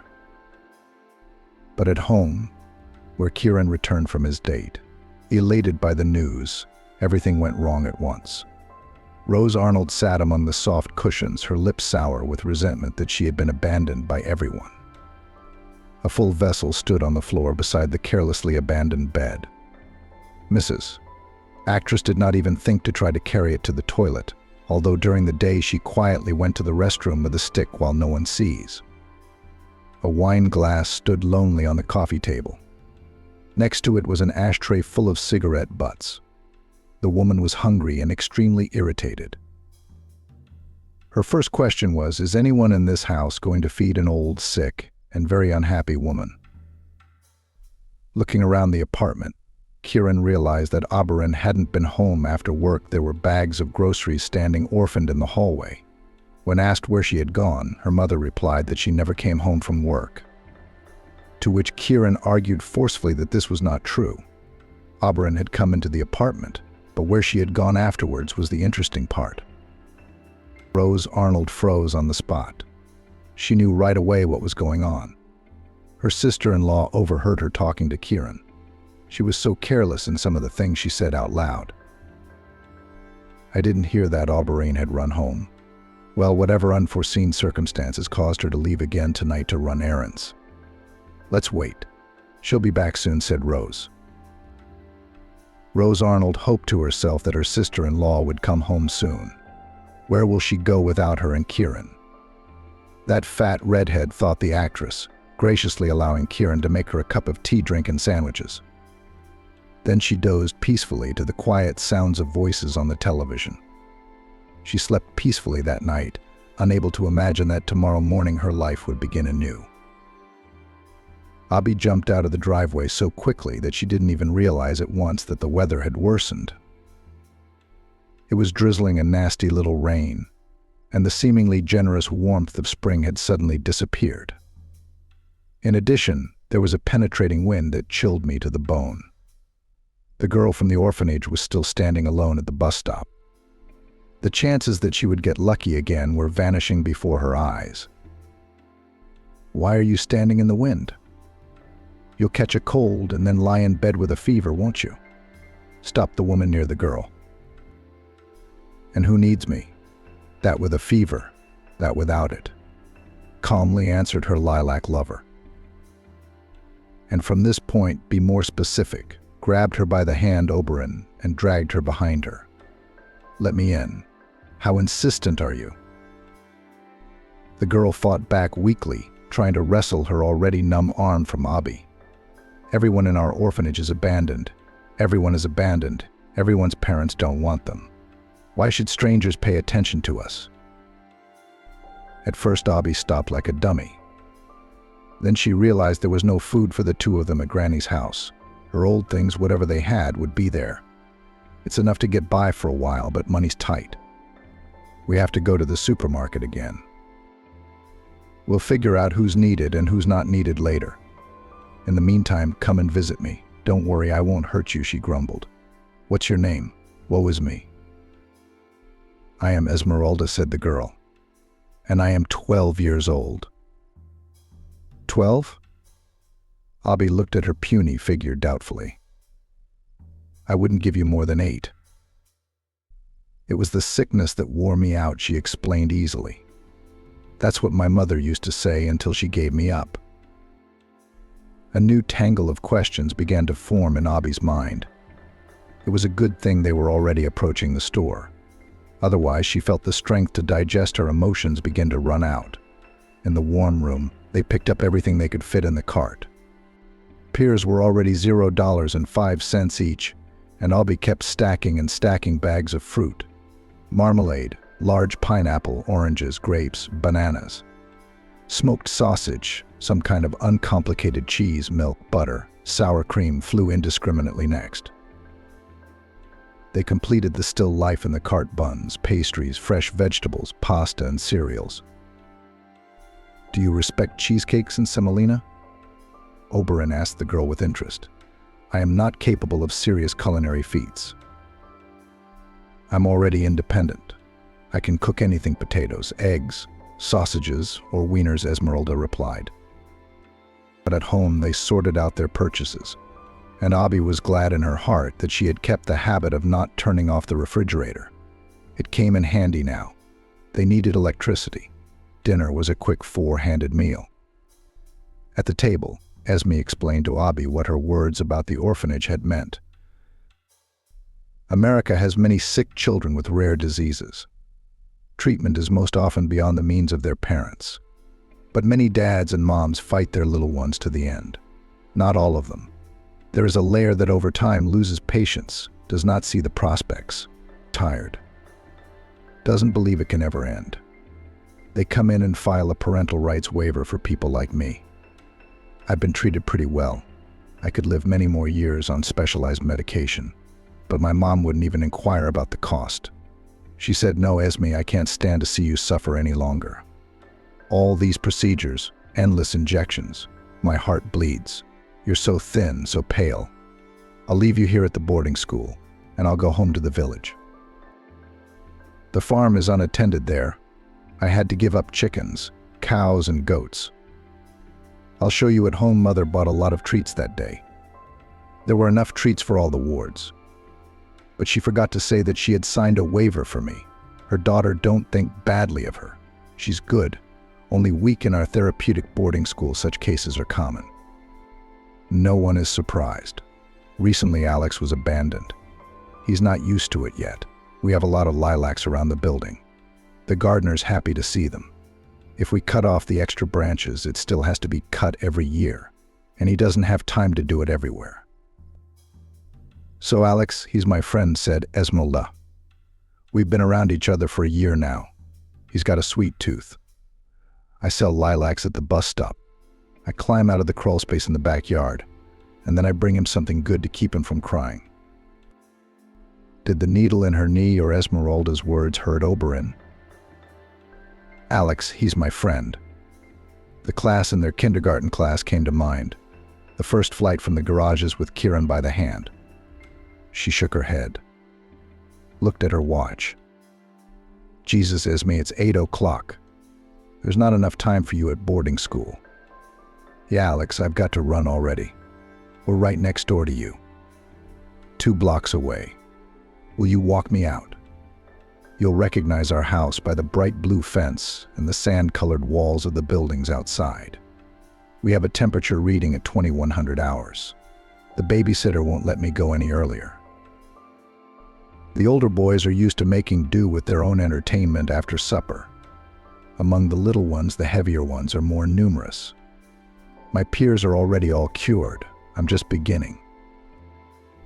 After Seryozhka's abrupt departure, Oberon sat in a daze. How little we know about the world of those who hourly live with pain. Calmly put his hand under the drip, has long been not afraid of injections, knowing that they will bring relief. She has repeatedly seen on TV how they announce the collection of money for the treatment of another seriously ill baby. Even a couple of times she has sent money in change to the specified account. "We all feel that the trouble is somewhere out there, far away, not us," she said. "Tomorrow I'll have to talk to their agency about holding a charity party for these kids, something to pamper the poor in their bleak existence." And she also thought about the fact that parents who abandoned a child alone with a disease are traitors. There is no forgiveness for them. Misunderstanding. Meanwhile, Kieran puzzled over where Oberon could have gone. There was no way his wife could have found out about his affair with Taina. He had no contacts of anyone with Oberon's new job, and in his speculation he decided to call Taina. "Kodak, have you decided to let me know that you've already talked to your wife about us?" His favorite Rose asked him at once. And what was her reaction? "She's as good as gone through the ground," Kieran answered her. "Oh, and where will your redhead go?"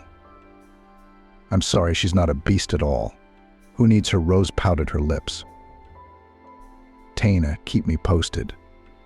It's time for me to wash my hair. The girls will be in soon. A fellow student has the sniffles and we were going clubbing tonight," Kieran said. He blew his nose into his eye in the night and then pulled his jacket on. It was still raining outside, so he went looking for Auberine. Started, of course, at Auberine's parents' apartment. Maybe his wife had an urgent need to go there for some reason, and she was late with her business. A faint light was clearly visible behind the light curtain in the kitchen, despite this late hour. It took Kieran a couple of seconds to get to the third floor. At his call, Janie opened the door at once. "Don't bother, Kieran, you're not going in the house. What's wrong?" "Oberyn, you're not yourself," Kieran tried to insist on his husband's rights. "Come on. I don't want to make a scene humiliating you and me to keep at least the good things that have bound us together for years. I accidentally found out about your love for another woman. Well, that happens. People drift apart in life. Let's do it in a civilized manner." Kieran, for the first time in his life, didn't know what to say to his wife, his battle buddy. "You're 100% right. You can't argue. There is no such argument. The most reasonable thing I can think of is, do you want to stay in your parents' apartment?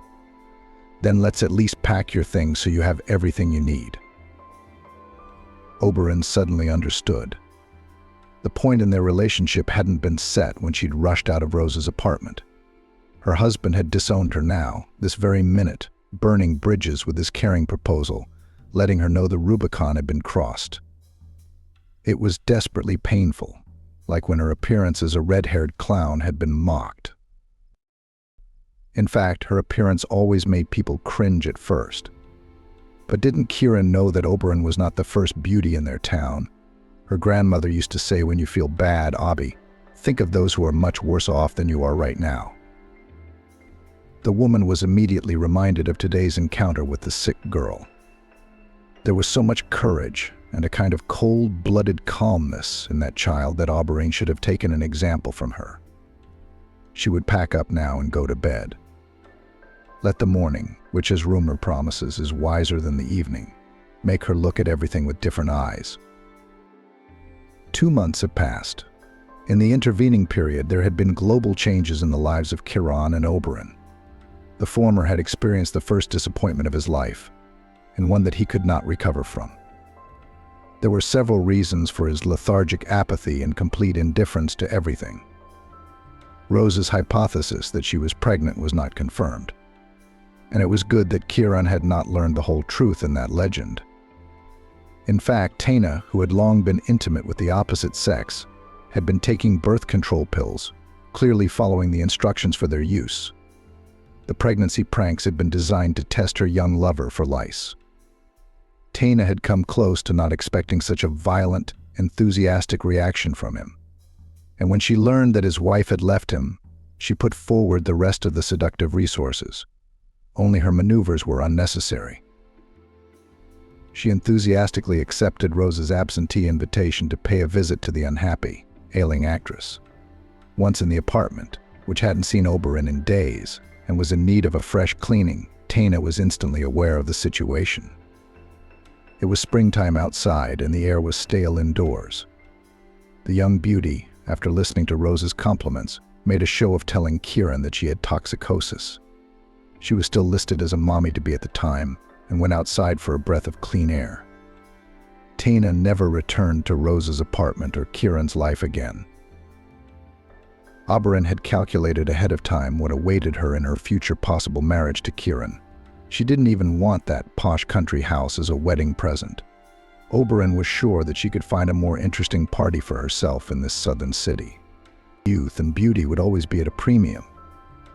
Kieran had not expected such treachery from his beloved. No, he was ready to hire a nurse for his mother to take some of the household chores on himself, since Taina was soon to become a mother. But he couldn't tell her any of this.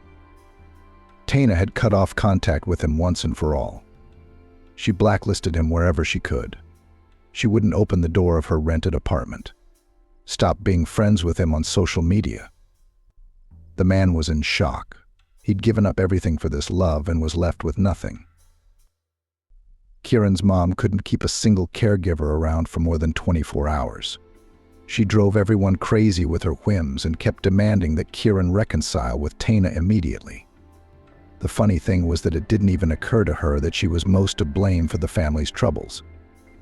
She encouraged her son's affair. She had hurt her daughter-in-law with bitter words. She never learned to appreciate human warmth and kindness. With her hair and clothes unkept, she was more and more likely to have a glass of wine. She was now a pitiful sight. Her former regal beauty was long gone. No longer an elegant lady, but a proud old woman who still fancied herself a queen, but now without her loyal subjects and admirers. Kieran had the good sense not to bother Oberon with vain requests to return. He wondered how his ex-wife managed to keep her mother's apartment in perfect order. Oberyn studied and worked. She'd gotten her diploma with honors. In her agency, she was known as an indispensable employee. Lately, she'd been seen several times in the company of Matthew, the electrician. Their friendship began unexpectedly with an unfortunate accident during a children's party. It was the hottest time of the year. Summer had just passed its second half.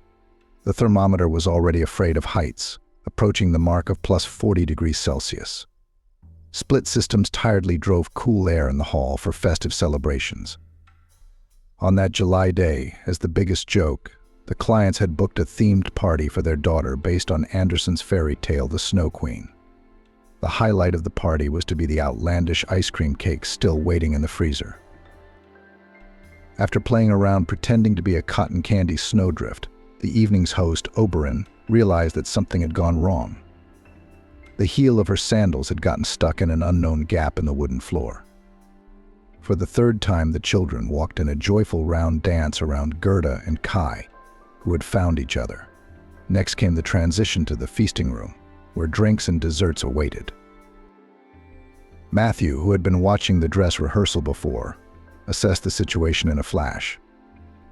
The ex-military man, who had excellent physical fitness, a real giant with hard, as if carved out of stone features, picked up Oberyn in his arms, deftly pulled her feet out of her sandals, and as if nothing had happened, brought and sat her at the table with the children to the applause of the audience.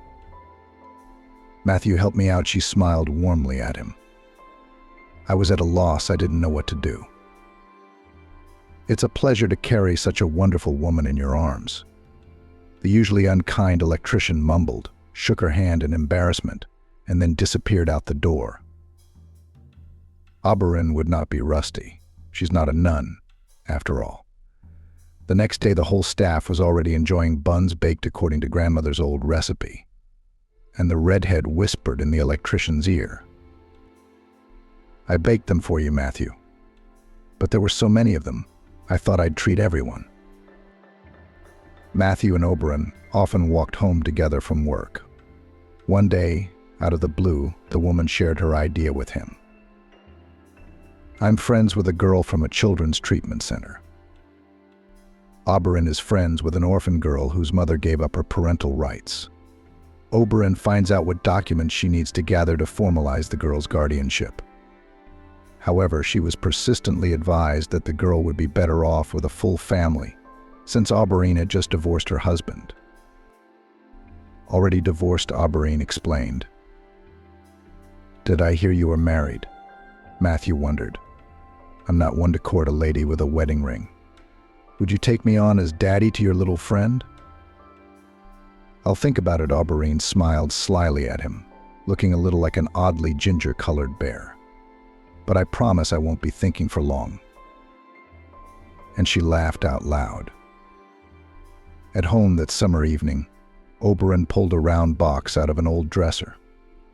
There was no exotic lady's charm hidden inside. Here lay a red-haired clown costume. Tomorrow, Oberyn was going to announce to the girl that she would soon have a new home with a foster mom and dad. Such news was a celebration for both of them. So it was decided to announce it to the girl not as Oberyn, but as Amelia the Red Clown. Let tomorrow in the children's ward of the orphanage will be a little brighter for everyone. Red-haired and desperate clowns, they are a bit of a magician. Just don't tell anyone about it, or people will torture them with requests for happiness. Happiness has to be earned. Otherwise, it's not real.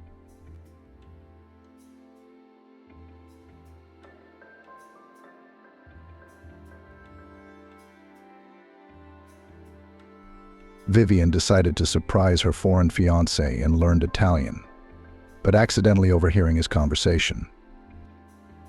Before leaving the office, Vivian habitually looked at herself from head to toe in the large mirror by the door. Her blonde hair fell in waves over her exposed shoulders. The light dress beautifully outlined her slender figure. The length of her legs was emphasized by sandals on a low heel. The girl smiled at her reflection. Yes, she was completely satisfied with what she saw. She especially liked her own eyes, lately huge blue lakes, which now had a special light in them. They sparkled with joy, glowing with anticipation of happy changes. And love, of course. Yes, Vivian was in love for the first time in her 23 years.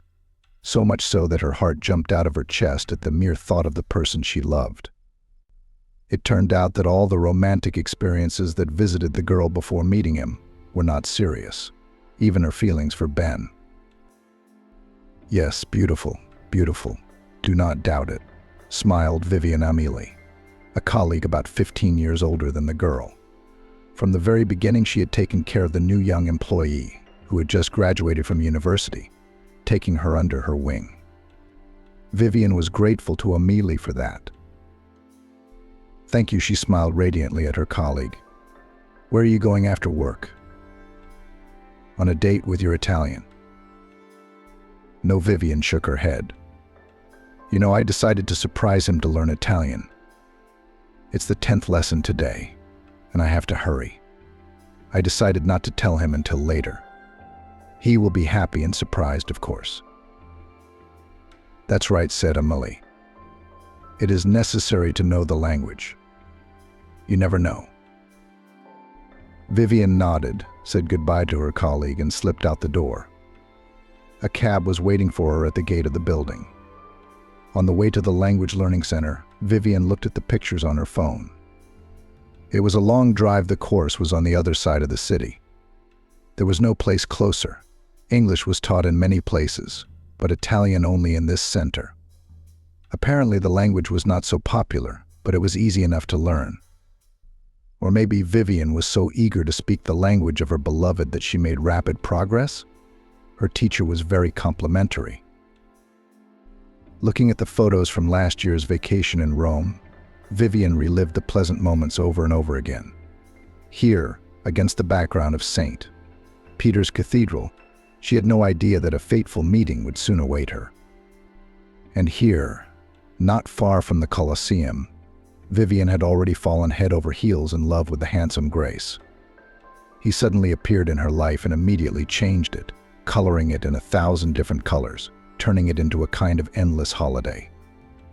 Energetic, lively, cheerful guy always infected Vivian with his positivity and good mood. And what compliments the temperamental Italian showered on the girl. They communicated in English. Vivian knew the language well, as she studied at a language school. Grace also knew it well, because she traveled a lot around the world and communicated with different people. The girl in general was incredibly open and sincere. She could find a common language with anyone. That trip to Italy was a gift from her parents. The girl graduated from the University of Economics with honors. Actually, economics never particularly attracted her. Vivian liked to take pictures. She got great pictures. She preferred portraits. Many noted that the girl managed to emphasize the inner beauty and uniqueness of people. Yes, you are a real talent, more than once exclaimed Ben. The same Ben with whom Vivian was in love all her school years. But he only saw her as a friend. Between young people since childhood were warm, close relations, however, purely amicable. Girlfriends also praised Vivian in the photo and often asked to shoot them for social networks. Nobody takes pictures of me as beautifully as you do, Trixie, a neighbor and part-time best friend declared. There's no Photoshop required on these photos of you, because you're very beautiful yourself, Vivian smiled at her friend. No, Trixie sighed. I'm fat and I have a potato nose and small eyes. But in your pictures, yes, I'm beautiful. Too bad they're the only pictures. But you're really beautiful from every angle and in every light. Vivian knew it was true. Ever since she was a child, Vivian had heard people complimenting her on her looks. She was blonde with correct facial features and huge blue eyes, graceful, fragile, with translucent skin. Vivian herself would like her skin to be darker. But she did not even tan, no matter how much she used special creams.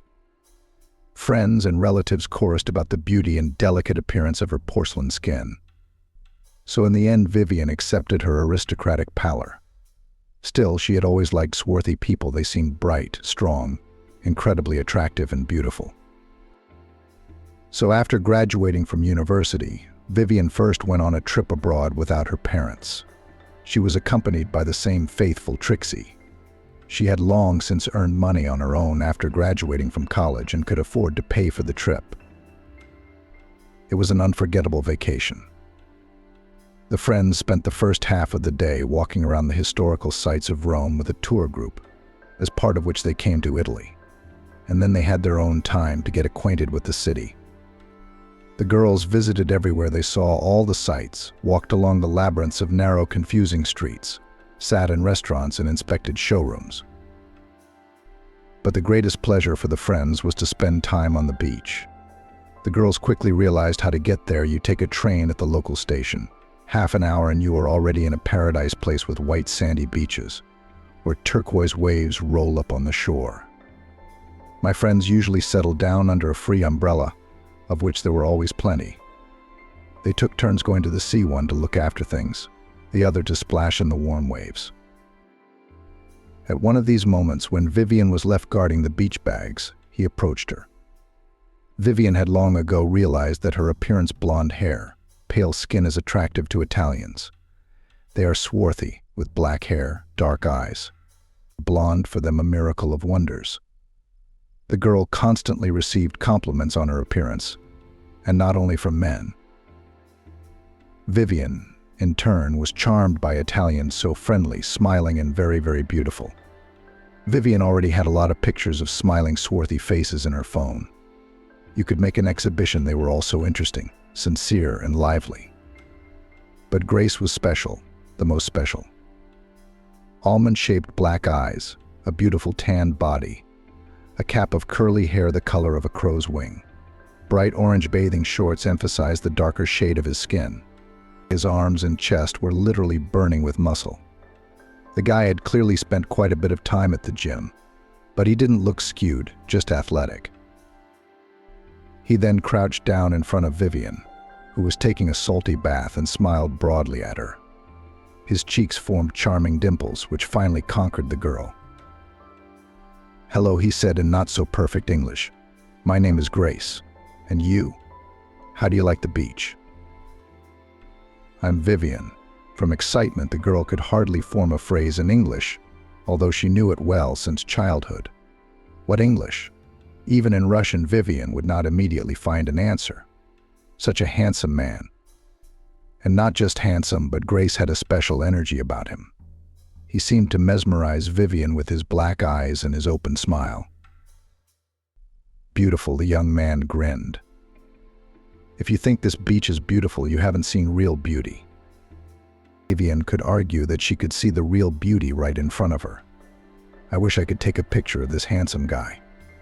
But it's kind of embarrassing to ask." Usually the girl didn't hesitate to ask such a question to people. Only now it was different. Her heart was pounding in her chest like frantic palms in the gym. At the same time, Vivian desperately hoped that her interlocutor did not notice her excitement. There's a deserted beach nearby, just next door, and only the locals know about it. There are no tourists there.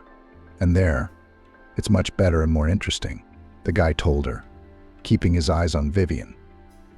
In his gaze, the girl saw interest and admiration. Vivian knew, of course, that she had an attractive appearance. Others often looked at her that way.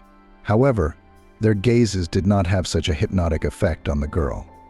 It had never happened to her before. Vivian sat down on the towel.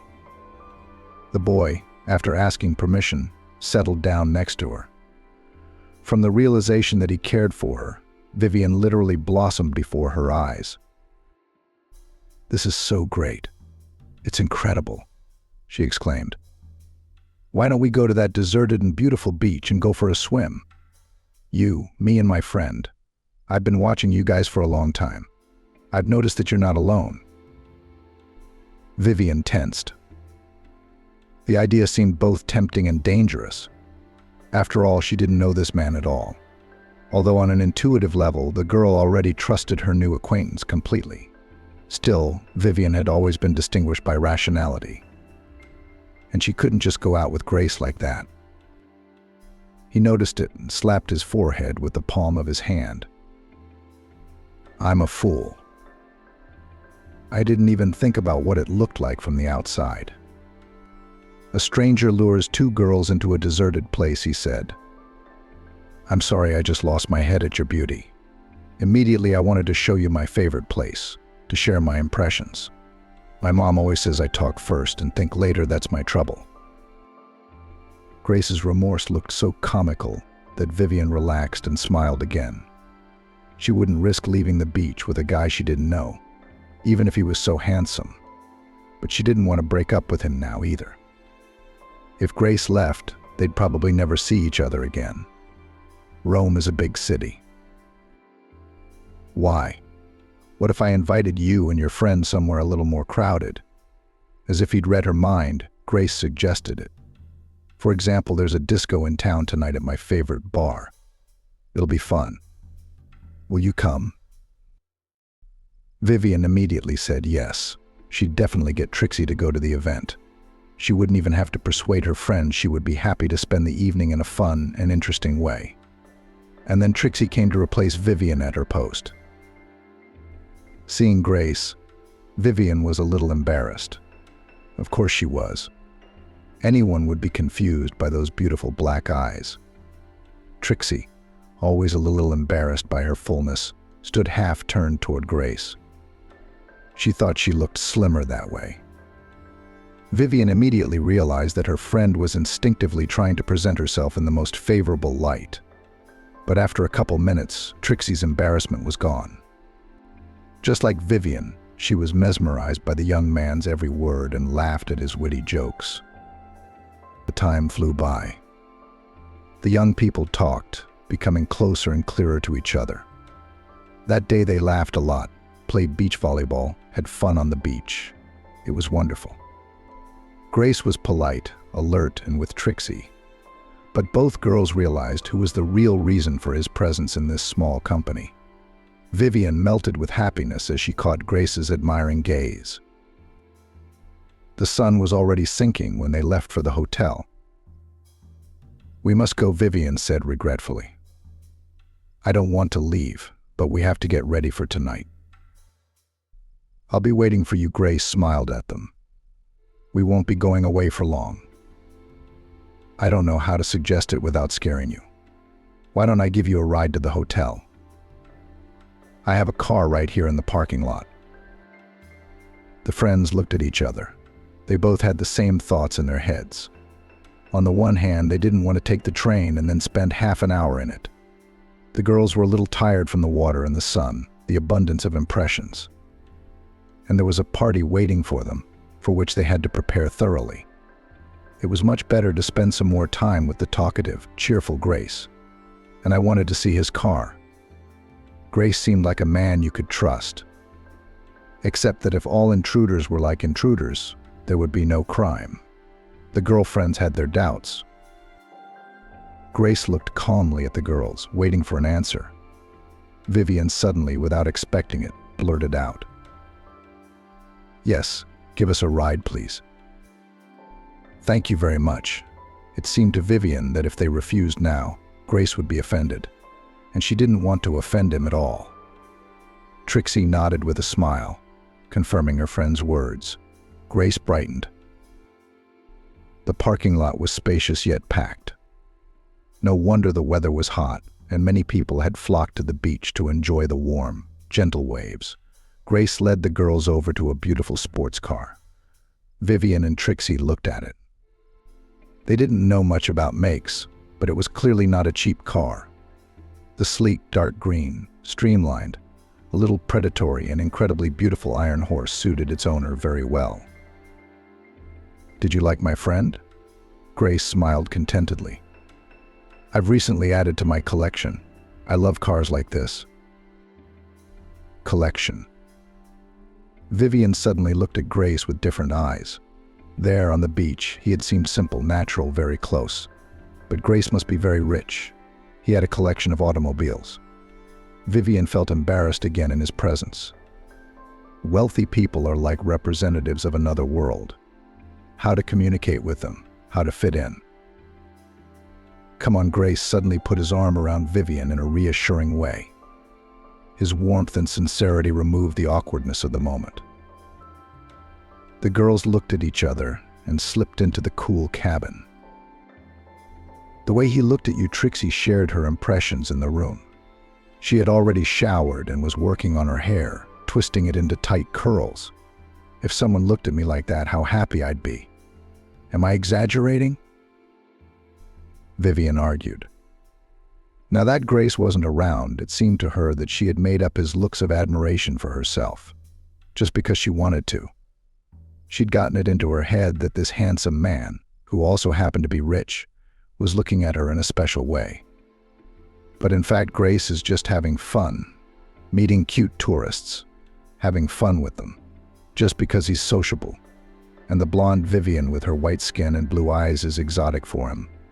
An interesting novelty, nothing more. No way, Trixie exclaimed. He's really fascinated by you. You could see it from the outside. Trixie's friend dispelled Vivian's doubts. I'm even a little jealous. Don't worry, Vivian said brightly. She was very encouraged by Trixie's words. We're looking for a handsome man for you tonight. Grace picked the girls up exactly at the appointed time. The friends got into his car without any fear. This time the guy was on another iron horse, a black Mercedes. I think this car is more suitable for the evening, he smiled, seeing the perplexity in the eyes of the girls. Mercedes is elegant and beautiful, just like you. Vivian's attention was not lost on Grace, who looked at her with admiring eyes. It was no wonder the girl had done her best. She was wearing her favorite tight little black dress, emphasizing the graceful lines of her figure. It suited the girl, and she knew it very well. Diplomatic Grace showered compliments on both friends, but Vivian felt that his heart belonged to her. The guy didn't hide it. It was a marvelous evening, delicious wine, fiery dancing, fun until morning. Grace introduced the girls to his friends. There wasn't much socializing going on. First, the music was so loud that it was impossible to hear the interlocutor. Secondly, the language barrier. Not all of Grace's friends knew English. Nevertheless, the friends had a lot of fun. At the end of the evening, Grace even dared to kiss Vivian. They were dancing, pressed against each other, among a crowd of similarly heated young people. And then that kiss. Vivian was dizzy with surprise and emotion. I'm sorry, I couldn't help myself, he smiled, looking his companion in the eyes. You are so beautiful. You have no idea how beautiful you are. After these words, Vivian kissed Grace. He embraced her. It seemed to both of them that they were alone on the dance floor, but in fact they were surrounded by hundreds of people. Grace and Vivian met every day since then. At first, Trixie accompanied the couple everywhere, but soon she refused to be the third extra. I feel like I'm just in the way, like the fifth wheel on a cart, she admitted. No, you can have your romantic rendezvous without me, Trixie admitted. Vivian didn't mind. Indeed, she felt freer and happier alone with Grace. They took many walks. Grace showed the girl the sights that are usually inaccessible to the eyes of a tourist. The real old Rome, ancient and striking. And they also visited the beach, to which Grace had called her friends at the beginning of their acquaintance. It turned out to be a really beautiful place, hidden from prying eyes by low rocks. A kind of paradise cove.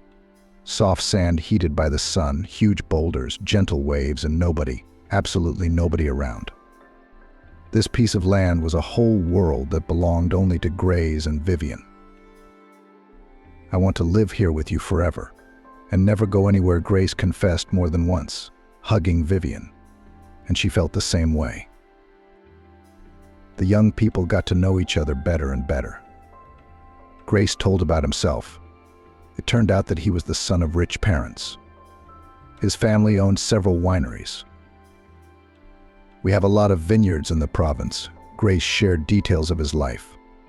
I have been accustomed to labor since childhood. I know everything about wine production from the very basics. My father says that the man who will get our empire must be able not only to give orders. Grace had an apartment in Rome, and he'd come here for a vacation once in a while, like now. But the guy lived with his parents in the province, near the largest of the family factories and a huge vineyard in the family estate. Apparently, it was a huge house with a beautiful, spacious garden and even a stable on the territory. Grace loved horseback riding. Recently, the guy, like Vivian, graduated from university. Only the girl studied economics and the young man studied management. Grace loved to travel. He told Vivian a lot about his trips, where the guy has not only visited Europe, Asia, Africa. Grace saw Stalinist monasteries and ruins of Mayan temples, admired the Grand Canyon, and photographed against the backdrop of Niagara Falls. Vivian listened to him with her mouth open in amazement. Wow! They were almost the same age. Grace had indeed traveled extensively and had a wealth of life experience, having worked in the family business since his youth. His generosity and attention to Vivian pays off. He gives her expensive gifts, pays all the expenses during their dates. His gallantry and aristocratic manners impressed the girl. At the same time, the upcoming parting is very hard for both of them. Vivian is very attached to Grace. He has become for her a literally vital person just for this short time. Grace also clearly does not want to part with his favorite girl. However, he tries to reassure her, saying that this is not the end, but only the beginning of their relationship. Their fates are already intertwined, and they will not lose each other despite the physical separation. Gracie is soon to leave Rome as well. It is obvious that very deep feelings have developed between them in this short time. A difficult period of separation awaits them, but they hope to continue their relationship despite the distance and obstacles. The final scene at the night fountain is very touching and romantic. Work, business. I only stayed in LA for you. It was my happiest 3 weeks. They were my happiest, too, Vivian said, holding back tears. I don't want to break up with you. We'll keep in touch. Social networks, messengers. I'll write to you every day, even every hour. If you don't mind, of course. Of course, I'm all for it, exclaimed the girl. But such communication, it's still not the same. I understand. I'll miss you too. I've never felt like this before. And as soon as business permits, I'll come and see you right away. I'll do that. I'm looking forward to it. Vivian left in tears. Grace drove her friends to the bus station, where a tourist bus was waiting for them. For a while, the guy accompanied them on his sports car, and then he left. All the way, Vivian looked at the photo of her lover. She took it on the eve of departure at the same fountain, where she couldn't stand it and cried in the arms of a young man. Grace smiled from the screen of the smartphone, but in his eyes read the sadness of the upcoming long parting.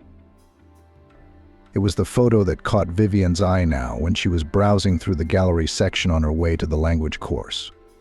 The girl smiled, remembering the touching moment. It seemed then that the separation would be eternal. Vivian had been afraid. Very afraid that Grace would quickly forget her. As they say, out of sight, out of mind. Vivian even shared her fears with the young man that last night and introduced him to a popular Russian, saying, "Well, I know another suitable phrase," said the boy, looking earnestly into Vivian's eyes. "Separation is like the wind. Small passions are extinguished, but the big ones are only blown away. My feelings for you are so great that separation will only make them stronger and stronger. I miss you already." Grace kept his promise. He did write to Vivian often, sending cheerful messages, asking questions about her life, telling her about himself. Sometimes he sent her pictures of vineyards, sea, rocks. The lovers were constantly in touch. Surprisingly, Grace was right. Separation really strengthened their relationship. Young people recognized each other closer and closer. They became relatives, learned to feel each other at a distance. Grace periodically made surprises to his beloved. Hundreds of kilometers were not a hindrance for him. The guy often ordered the delivery of flowers and sweets. It was always unexpected and caused a smile and surprise to Vivian. She was pleased that Grace cared about her, trying to please her, even being so far away. On New Year's Eve, Grace gave her beloved a present. A courier delivered to her home an evening dress from a famous couturier. In it, Vivian went to the first corporate party in her life. There she made a real sensation. Men were lining up to dance with her. The lady did not refuse the cavaliers, but all attempts to continue the relationship stopped at the root. Her heart was no longer free. Vivian waited for Grace. He promised he'd come, so he would. The boy loves her so much. And Vivian was crazy about him. They're going to be together. Her parents knew about her daughter's relationship with a foreigner, but they didn't pay much attention to it. A holiday romance, Mom smiled. I know how dizzying they can be. I know it from hearsay, by the way. Just don't count on anything. Relationships like that are quick to start, but just as quick to forget. Trixie, too, thought there'd be no sequel to the torrid affair. Californians are just temperamental, unlike our guys. They know how to woo. Grace is cool, but I don't think he's really coming. If he did, he would have been here a long time ago. I mean, it's been almost a year. But Vivian didn't believe what her family said. She knew that Grace was just busy. He was helping his father run his business. And that's not easy. Grace would come to see Vivian if he promised. There was a lot going on in the girl's life at the time. After returning from a memorable trip, Vivian got her first job in her life. Thanks to her father's connections, she was hired by a local oil company as an economist. The salary turned out to be such that the girl aghast when she saw the size of the transfer for the first time. Wow. So now I'll be able to provide for myself. And with a lot of dignity, Vivian exclaimed. Well, we have a very grown-up girl, said on the day of the first paycheck at the family dinner Mom. Maybe it's time for you to move out and start living on your own. I think so, too, smiled the father, who looked proudly at his grown-up daughter, so beautiful, intelligent, and successful. A successful outcome of parental care and investment. Vivian clapped her hands with joy, just like a little girl. She had had her own apartment for a long time. Her father had bought it for her when she turned 18. It's your future, he said then. The apartment was wonderful, spacious, bright, located in the center of the city. Vivian was afraid to imagine how much it cost. But then, as a student, she could not move into a new home. You're not ready to live on your own yet, her mother said. Let it stand for now. The apartment is not going anywhere. We'll renovate it slowly. And you study, you'll grow up. Then you will move in, nodded my father. And now, in the opinion of her parents, the daughter, who began to earn money herself, was quite ready to live separately. A new job, a new apartment, a new relationship, albeit at a distance. So many impressions, so many emotions. Life was booming, playing with bright colors. Vivian sometimes envied herself. All she needed to be happy was Grace by her side. Communication via video link was one thing, but the feeling of his warm hands on her shoulders was quite another. And recently he showed up at the doorstep of her new apartment. Grace had called the day before, unexpectedly, and warned him that he would send a courier in the morning with flowers and a small gift. When the bell rang, Vivian assumed it was a messenger. She opened the door and was stunned, unable to believe her eyes. On the threshold stood Grace. He was holding a bouquet of roses. The guy was smiling broadly. Vivian's legs even gave out. She gasped. Grace deftly took Vivian by the waist. They walked into the apartment arm in arm. She didn't go to work that day. She called her boss and took the day off. She couldn't leave Grace when he was finally around. That same morning, Grace proposed to Vivian. He didn't wait. "I want you to be my wife," he said, squeezing Vivian's wrist firmly but gently. "I realize that I cannot without you. This separation has not been easy for me. I thought of you every minute. I wanted to be near you all the time. I can't go on like this. Marry me. We'll go and live in my apartment in Rome, just you and me. Do you agree?" Vivian wrapped her arms around Grace's neck and kissed him instead of answering. Of course she agreed. Moreover, to hear such words from the lips of her beloved was her cherished dream, which was coming true right now. Her parents, having learned about their daughter's decision, of course, panicked at first. "How is it so? You will live in a foreign country, away from us. You never know. And what if they hurt you there?" Mom lamented. But after getting acquainted with Grace, my parents changed their opinion. The young man charmed them. They accepted the fact that the daughter will live in Italy with her beloved husband, and even rejoiced for her. And Grace generally liked everyone with whom Vivian introduced him. But you bet people are always attracted by sincerity, friendliness, sense of humor, energy. Grace had plenty of those. The only person who was not properly impressed by the handsome, wealthy Italian was Ben. Vivian frowned, remembering her childhood friend. He usually supported her in everything. How many times he had helped her out, protected her, comforted her. But this one was acting strangely. Trixie says it's jealousy. She says Ben's been in love with Vivian since he was a kid. That's why he won't accept Grace. But her friend is clearly mistaken. Vivian's been in love with Ben for a long time. What about him? He's only seen her as a friend from the beginning. When she was a teenager, she used to cry into her pillow at night because of it. What else could it be?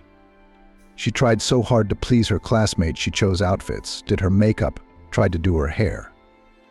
And then she'd see him on the gymnasium in the arms of another girl. Was Ben the only one who found something in these girls? Vivian looked out the window of the cab as it passed the movie theater. How many times had she and Ben run here for horror movie screenings? Both loved such thrilling plots with unexpected turns of events. Vivian, of course, cowardly squeezed her eyes shut at the scary moments. Ben held her hand tightly, keeping his gaze on the screen. The girl hoped that someday in the darkness of the movie hall, her classmate would hug her. Maybe even kiss her, like his many girlfriends. But it never happened. "You're such a great friend," Ben said when Vivian let him copy his homework or help him with algebra. "You're so easy for me to talk to. Always accepting, always supportive. You're even better than the guys." Those were very dubious compliments for Vivian. She wanted Ben to see her not as a friend, but as her favorite girl. But it didn't work out. The childhood crush had faded. How many times can you knock on a closed door? But what remained were strong friendships. And Trixie? She doesn't get it. She got some other jealousy thing going on. Yeah, Ben's just teasing her, that's all. It's his usual way of talking to her. He called his friend's fiancée nothing but Angelica. Another convention. Too bad we don't know each other. I'd be texting her too, he said wryly. His name is Grace. What kind of name is that? I think it's feminine, masculine. It's actually Italian. Maybe your name sounds feminine to him too. It sounds like Andrea. Is that his cousin's sister's name? I don't care what he thinks it sounds like. He's Grace. That's all. Grace means angel, and Angel Ben is the one with the wings and the halo over his head. Thinking back on those joking exchanges, Vivian was smiling now. He's funny after all. Ben's sarcasm sometimes confused her. but Vivian was sure that if anything happened, he would come to her rescue. It would be a pity to part with him, friends and parents. But most importantly, Grace would be there for her, the man who made her heart beat so fast that it seemed to be about to jump out of her chest. Grace had been living with Vivian for almost 3 weeks now. Now he had the opportunity to leave the business for a while, but he had to return soon, and he intended to come home with his wife. The wedding was scheduled for the end of next month. It couldn't be sooner. All the nearest dates were taken. There were only a few weeks left. Preparations were in full swing at the mutual desire of the bride and groom. The wedding was to be a modest celebration in the circle of the closest people. True, the parents were a little disappointed. It turns out that they literally, from the birth of their little girl, dreamed of seeing their daughter in a bride's outfit and dance at her wedding to cheerful compositions. And here it is. And Grace's relatives aren't going to be there. As if the father cannot leave the business, and the mother, respectively, does not want to fly without her husband. Oh, that's okay. Then you'll get to know each other when you come to visit us, the daughter reassured her parents. We will show you Italy. Wonderful country. It's still strange somehow, not human, shook her head Mom. Even with the groom's relatives have not met once. But in the end, the parents accepted the decision of the newlyweds. The main thing that the daughter was happy. They saw the joy in Vivian's eyes when she was with Grace. Then so be it. The cab stopped at the porch of the Language Learning Center. Vivian paid the driver and went to class. Today was an interesting subject. Vivian was beginning to understand Italian speech, but only when people spoke slowly and clearly. And Grace, when communicating in his native language, spoke very fast. Basically, a lot of Italians talk like that. When the guy talked to his relatives or friends via video link, they answered him at the same pace, quickly and emotionally. Vivian could only make out individual words, and the meaning of the phrases eluded her. That was all right. Rome wasn't built at once either. She would learn. True, Vivian did not tell her fiancé about her lessons. She was preparing a surprise for the young man. He would be surprised when Vivian once addressed him in the purest Italian. The girl was fluent in English and French. Probably because of this, learning Italian was so fast. Vivian was far ahead of her classmates, so she was transferred to the next level ahead of schedule. And now she had almost mastered the next stage. Vivian wandered leisurely through the park in her own thoughts. The wedding date was approaching. Grace was still staying with her. It was wonderful. While Vivian worked, he cleaned the rooms, cooked delicious Italian meals. Often he would greet his fiancée with a perfectly set table plates with the next culinary masterpiece, a bottle of luxury wine, even candles. Life with him resembled a magical, romantic, beautiful fairy tale. What would happen when they moved to Italy? Lately, however, Vivian, who was making progress in Italian, began to notice something strange. Grace was often talking to someone, with a man's voice coming out of the receiver. It sounded like the person he was talking to was unhappy about something. Vivian could make out individual words, as it was hard to hear. Debt's police crook Grace kept reassuring the man, assuring him that everything would be resolved soon. He did it in an exaggeratedly calm tone. Probably so that Vivian would not guess the trouble. Most likely her lover did not want to upset her.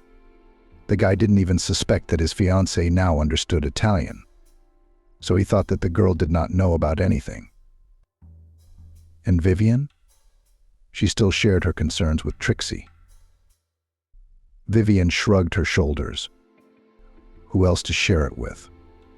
Her parents had only recently gotten used to the idea of their daughter marrying a foreigner and moving to another country for permanent residence. No, they cannot be worried unnecessarily. There remains a faithful friend. She always listens and supports. What's so strange? Trixie dismissed it. He's a businessman. A business is always some kind of problem that has to be dealt with as it comes. It's just business as usual for him. That's why he seems calm. I think this man is threatening him, calling him a crook and threatening the police. I wouldn't worry if I were you. Your Grace will handle it. He's an experienced businessman. You're working yourself up, and he's not even paying much attention to the person he's talking to. But if you're so worried about it, just talk to Grace, and it'll all work out, Trixie suggested. No, Vivian smiled. I don't want him to know I'm learning Italian yet. Let it be a surprise. Your picture, Trixie grinned. How do you want it? Vivian wandered through the park where she loved to play with her friends as a child. Just next to the road, you cross it, and the native yard, her parents' house. Today after work, Vivian decided to stop by her parents' house to pick up some documents. The upcoming meeting was a joy. The girl was quickly beginning to miss both her mom and dad. It was still unclear to her how she would be able to be without them for so long. You can't go to another country very often. Everything. So she would have to communicate through the laptop screen. By the way, Grace is as reverent as his fiancée is about her mother. He often calls her and talks to her via video link. Future mother-in-law Vivian is still a very young and spectacular woman. She has the same as her son's expressive eyes, black eyebrows, well-defined lips, and swarthy skin. And this woman's hair always looks like she just came out of a beauty parlor, dark, shiny, slightly curly. Yes, this lady is gorgeous. No wonder the wife of a successful businessman, owner of several wineries and hundreds of hectares of vineyards, must live up to her status. Vivian, too, would eventually become an elegant woman like her mother-in-law. Grace's mother smiled at Vivian from her laptop screen, spoke to her in Italian, and generally seemed friendly. Grace had said more than once that his mother was pleased with her son's choice. You are a wonderful girl, very beautiful, sweet, well-mannered, he passed on the words of his mother. And my mother also thinks that we will make wonderful children, her grandchildren, because we are very different in appearance. And such a mix of genes is always interesting. Vivian smiled then. At that time she was not as fluent in Italian as she is now. That's why she couldn't communicate with her future relative who didn't know English, but she was very anxious to do so. Grace's mother seemed to be a very pleasant and interesting conversationalist. They will surely find a common language. It was true that more often mother and son talked on the phone. Vivian heard sometimes fragments of their conversations, only Grace's lines because his mother spoke quietly. They seemed to be discussing plans for the future. At least Grace kept promising her that everything would be fixed very soon, and he would fix everything as soon as he got there. Apparently, the woman just missed her son very much. Vivian. Hello, a very familiar male voice sounded behind her.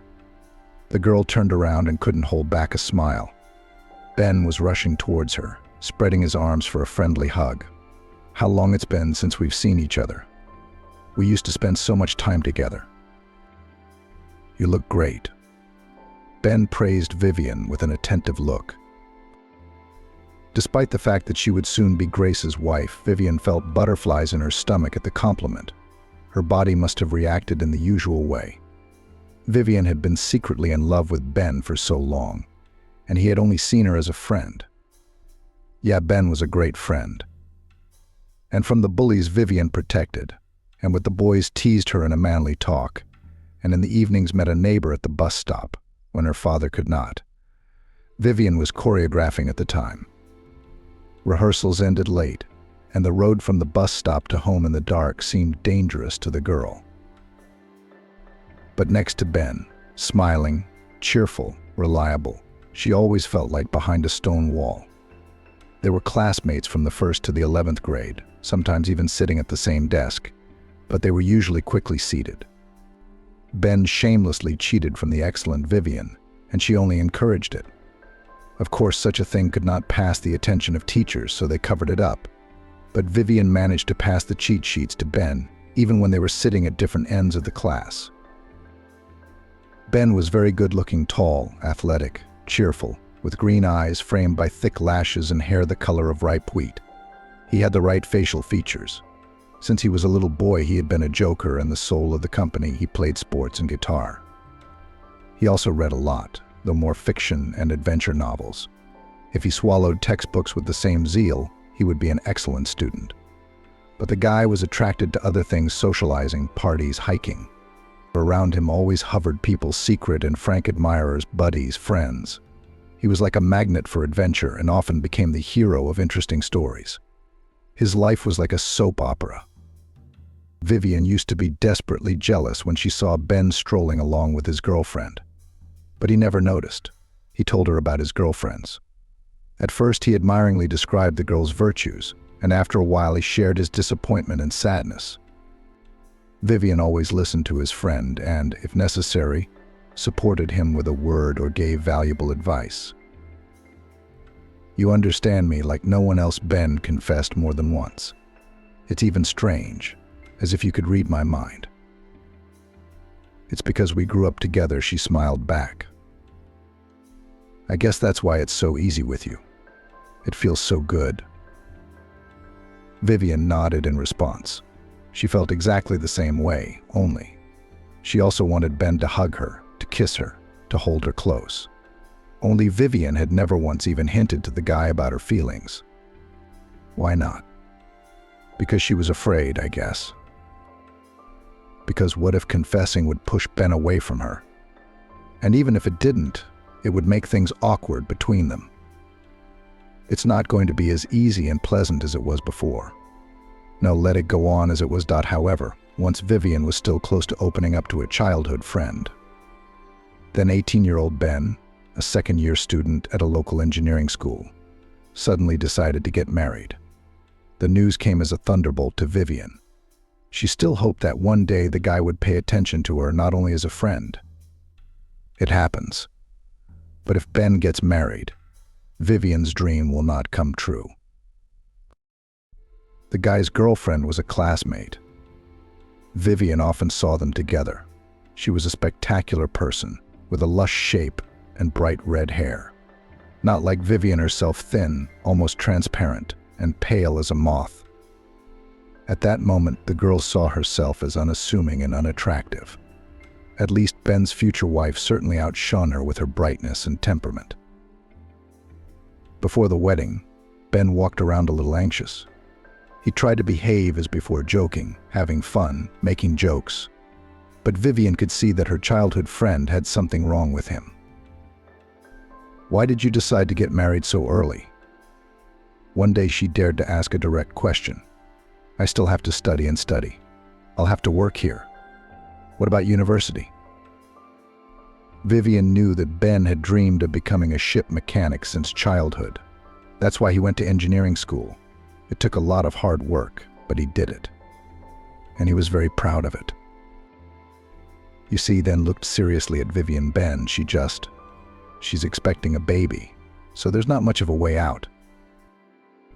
"Do you love her?" Vivian blurted out before she could think about what she was saying. "Yes, I do. Of course I love her," Ben said, a little uncertainly. How many tears Vivian had shed afterward, face buried in her pillow. Now she felt sorry not only for herself, who had lost her last hope of happiness with the man she loved. She felt sorry for Ben, too. She'd realized during that brief conversation that her friend was clearly unhappy, not by accident, because of circumstances. It had happened that way. Of course, Ben would marry the girl. He's always been honest and responsible, and then he'll spend the rest of his life suffering with a wife he doesn't love. Vivian sobbed over this life tragedy that could never be undone. But the wedding never took place. One day, Ben overheard the bride talking to another guy. In this dialogue, she admitted to that young man that the child is definitely his, swore, cited evidence, the timing of their dates.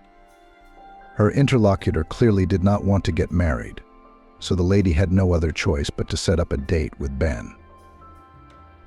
You see, Ben shared the details of the story with Vivian. She told me over the phone that when she found out she was pregnant and I didn't want to get married, she decided to dump the baby on me. I didn't realize why she was so clingy to me at parties, even though she'd never noticed before. I was naive. After that night, she told me she was expecting a baby with me. and we need to formalize our relationship sooner rather than later." Of course, when Ben heard this dialogue, he demanded an explanation. His fiancée tried to make up something, somehow to get out of the situation. But Ben had already heard everything with his own ears. He then met with the child's real father to make sure. And he confirmed it. He also cursed Ben with a swear word and a naive young man. In the end, the man married his desperate girlfriend and recognized the baby, and Ben was spared having to live with someone he didn't love and learned a valuable lesson. So in the end, everything ended well for everyone. From then on, Ben became more careful.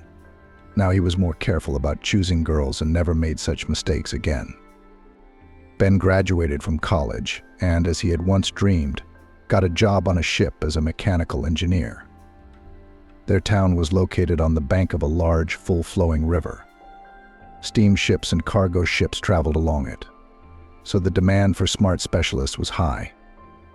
A river. It's great, of course, but I dream of big water.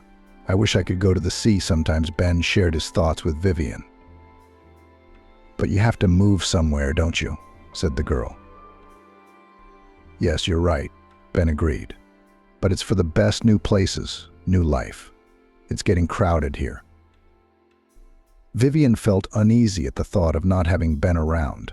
She was so used to him. She could call Ben at any time of the day or night to ask for help and know that he would be there. Ben had proven his reliability time and time again. He'd picked up Vivian and her friends from the nightclub when suspicious guys were hitting on them that night. The girls were afraid, but Ben came to pick them up in his used car.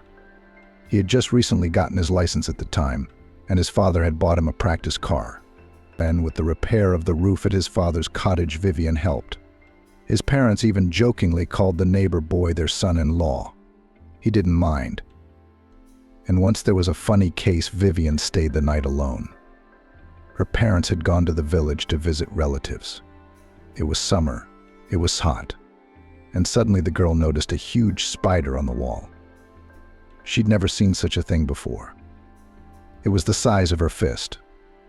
Of course, the girl squealed loudly and then dialed Ben.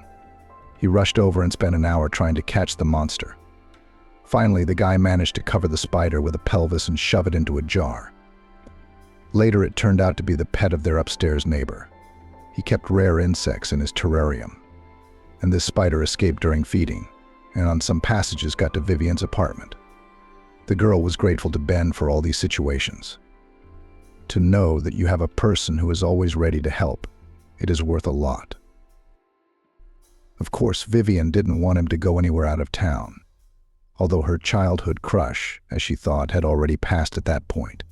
But a trusted friend is even better. Lovers quarrel and separate, but friendship is forever. And now they met by chance in the park and were very happy to see each other. "Are you going to your parents?" Ben asked. "Yes," Vivian smiled at him.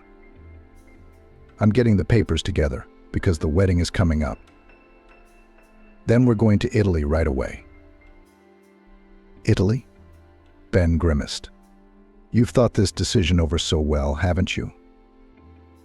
"Of course I have. Why are you reacting this way?" "Why don't we sit down on the bench and talk?" Ben suggested. Vivian nodded.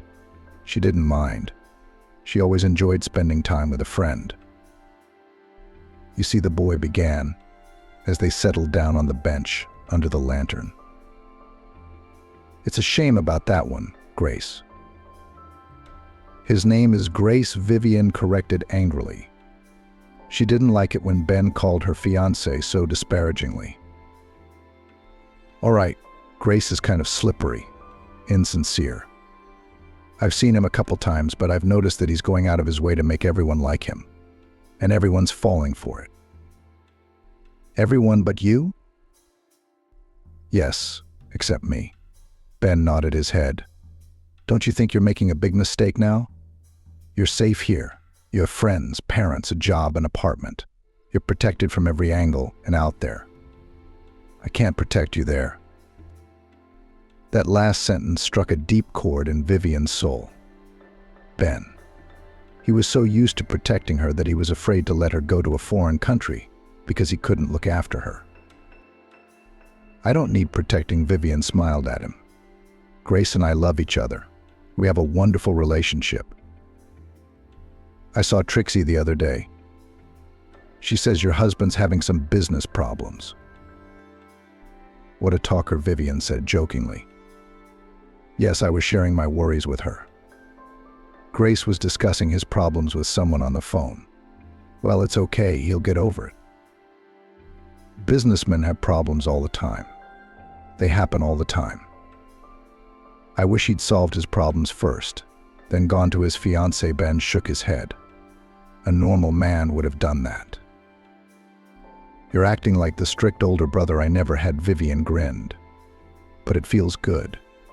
If you'd gotten to know Grace better, you might have liked him." "I doubt it," Ben shook his head. "He's slippery. He's got something dirty on his mind. I'm a good judge of character. That's why I almost married that redhead who tricked you into getting pregnant." He reminded Vivian of an incident from his youth. She thought the boy was going to smile and say something funny, but he only shook his head seriously and said, "Well, you compare. I was almost a child then, an 18-year-old kid. I'm not that man anymore. I can see Grace is up to something. I don't want you to be his victim or a means to some end." "That's ridiculous. He loves me. That's what Trixie tells me. And that Italian looks at you with admiration. He anticipates your every wish and showering you with gifts. But you good and honest girls don't need much. You're easily fooled." "But what do you think it would profit Grace to marry me?" Vivian put her hand on Ben's shoulder. A friendly, soothing gesture. "Money. A marriage of convenience. But that's silly. He's a rich man. I'm the daughter of middle-class parents. So what's the catch?" "Are you sure he's that rich? Did you ask him for his real estate documents?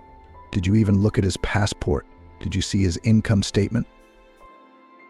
"What are you talking about?" "No, of course not. I didn't ask him any of that. It's obvious. He lived in Italy, he drove around in fancy cars, and he paid for us everywhere. He gave me expensive gifts and even paid for our wedding. A modest dinner at a restaurant. You don't need a lot of money for that. And your presents aren't that fancy. Trixie told me all about it with delight. Of course he had her fooled. But bouquets of flowers, candy, even a dress. It's not like your rich man's that broke. Even a student can afford that." "Is that really the point?" Vivian was getting angry. "Why are you even picking on him?" "I'm sorry," Ben suddenly softened. "It's just that I'm very, very afraid for you. You know, worried." "Don't be. I'm going to be fine. I'm going to be great." "I hope so." The conversation with Ben had thrown Vivian off balance. Until that dialogue, she'd thought she was doing the right thing. But her childhood friend had touched a note of doubt in her soul. Vivian herself was tormented by a vague premonition, something elusive. Grace behaved impeccably, still looked at the bride with admiration, still tried to please her in everything. He also showered her with compliments and spoke of their wonderful future together. But sometimes there was something in his gaze. Either discontent or contempt. The girl wrote it off as homesickness and concern about the affairs left so long in Italy. Probably Grace was worried about how things were going without him there. But nothing. Soon they will fly to Italy and live happily ever after. Just like in a fairy tale. It's a little scary, of course. Another country, another mentality. Everything is completely different. No friends around, no relatives. Ben's right about that. On the other hand, they will all come to visit her, and Vivian will gladly introduce them to a wonderful sunny country.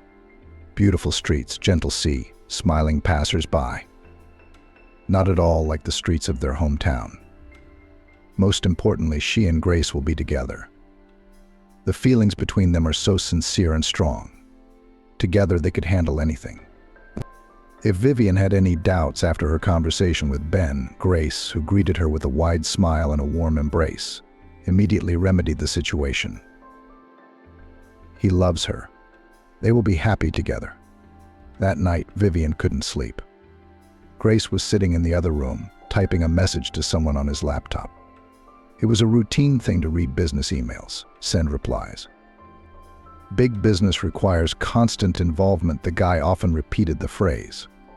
Vivian liked that Grace seemed so easygoing, cheerful, and even a little joking.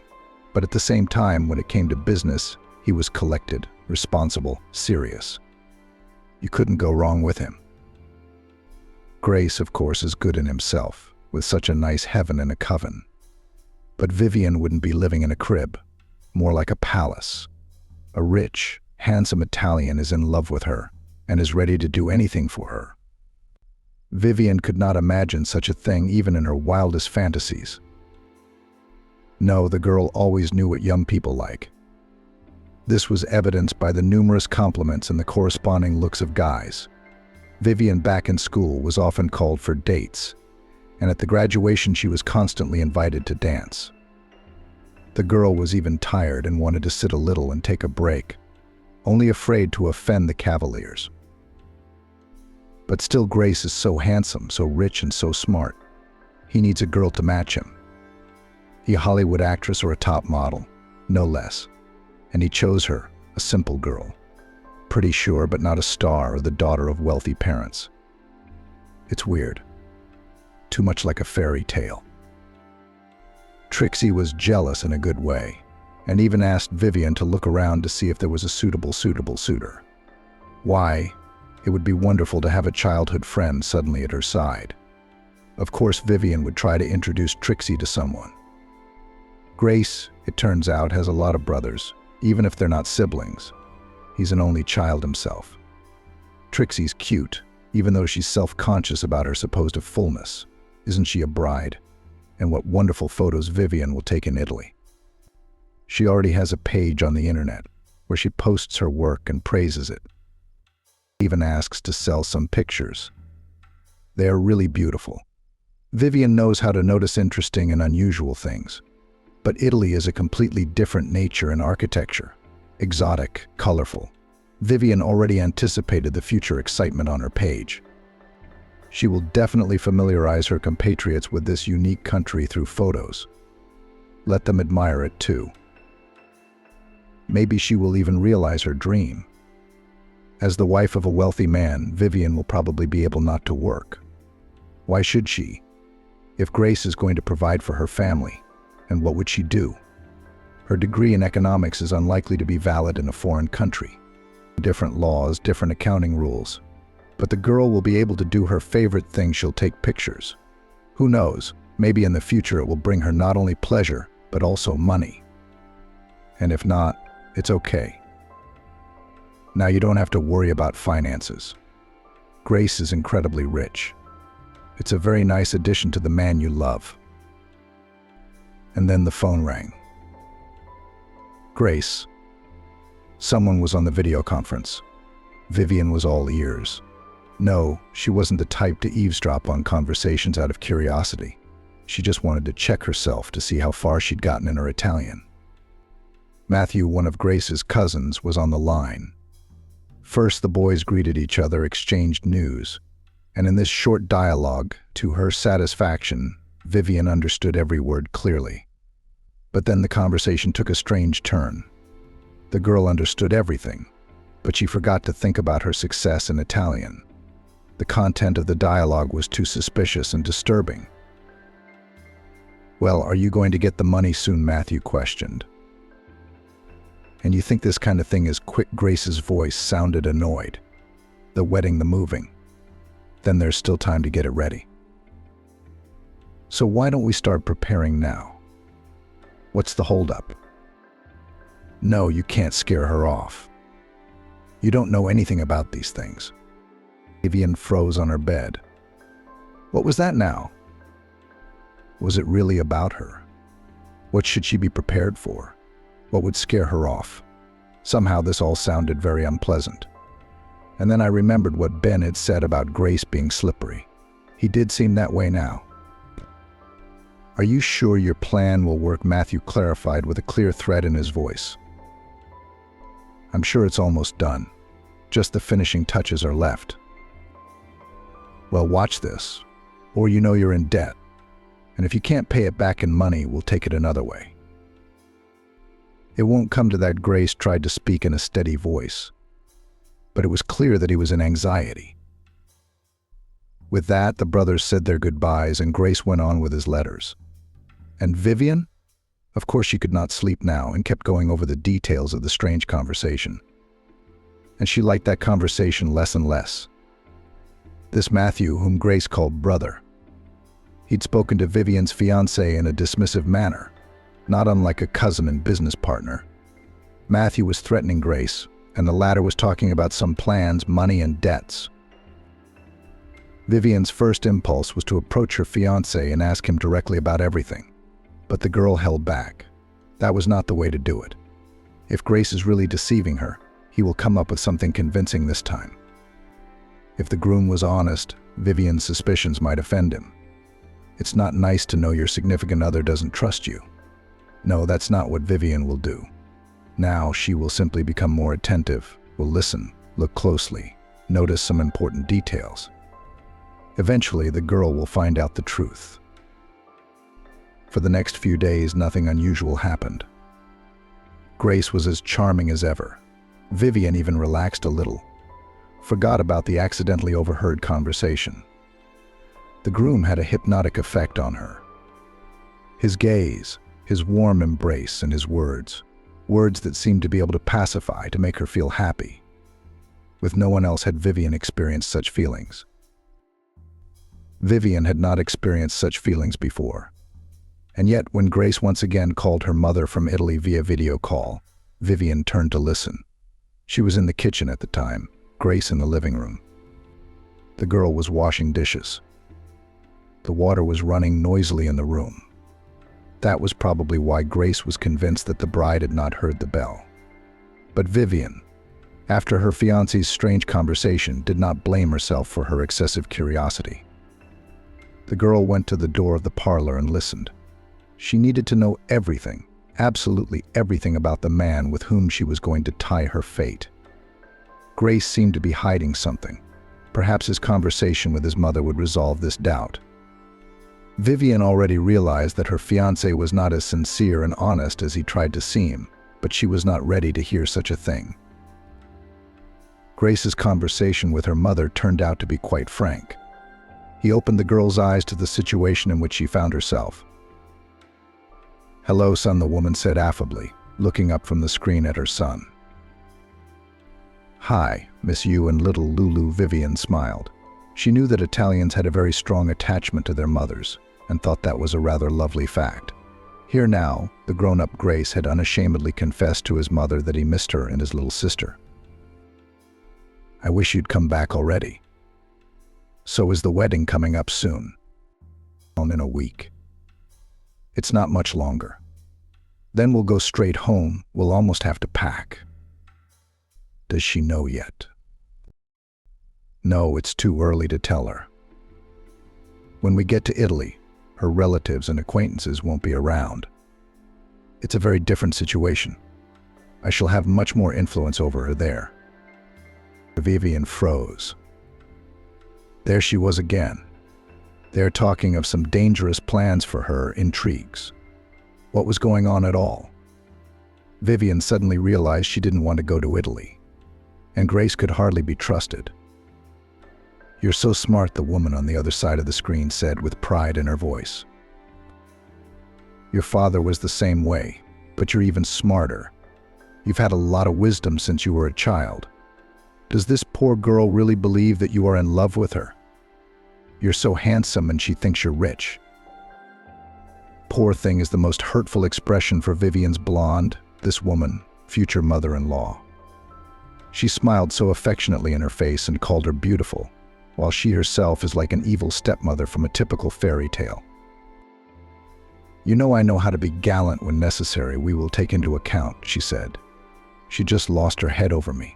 And it's so easy. A very simple task. She's as naive as a child. Well, all the better. You bet. Back in Italy, when I took her and that friend of hers for a ride in the rental car, I negligently forgot to remove the rental tag from the passenger seat, and she didn't notice. She believed I owned an expensive sports car.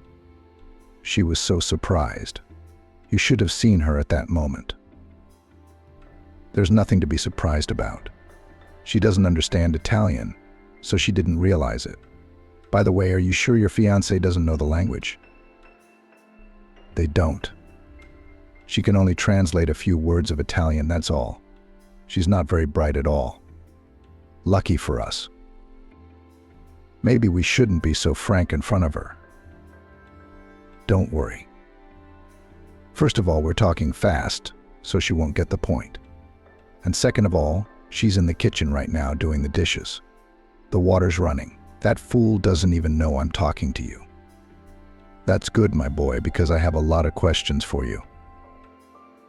What kind of questions? I think we've talked about this a bunch of times. But let's go over the basics again.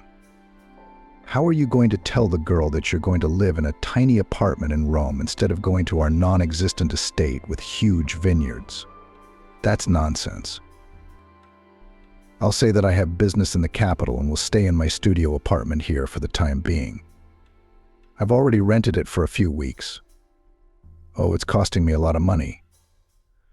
At first, I let the dust in my eyes, rented cars, took them to clubs in Italy, gave them gifts. Now I live in her apartment. I save money, like a hotel, but I have to buy groceries and cook dinners for her to maintain influence on her. Now I've got this rented apartment in Rome. It's okay. If it works out, you'll cover all your expenses and pay off some of your debts, Grace said. Yeah, the most urgent debts have to be paid off soon. Ultimo is harassing me, threatening me. He doesn't want to wait any longer. I told you not to mess with him, the woman said with concern in her voice. I thought I'd make good money with him. But that's how it turned out. Now I got to make it work. First of all, you'll pay off the motel debt, and then you'll take care of the bank loans. See if we can get out of this debt hole of ours. I'm sorry I can't help you. Come on, Mom, you're always so supportive, aren't you? Vivian stood at the door.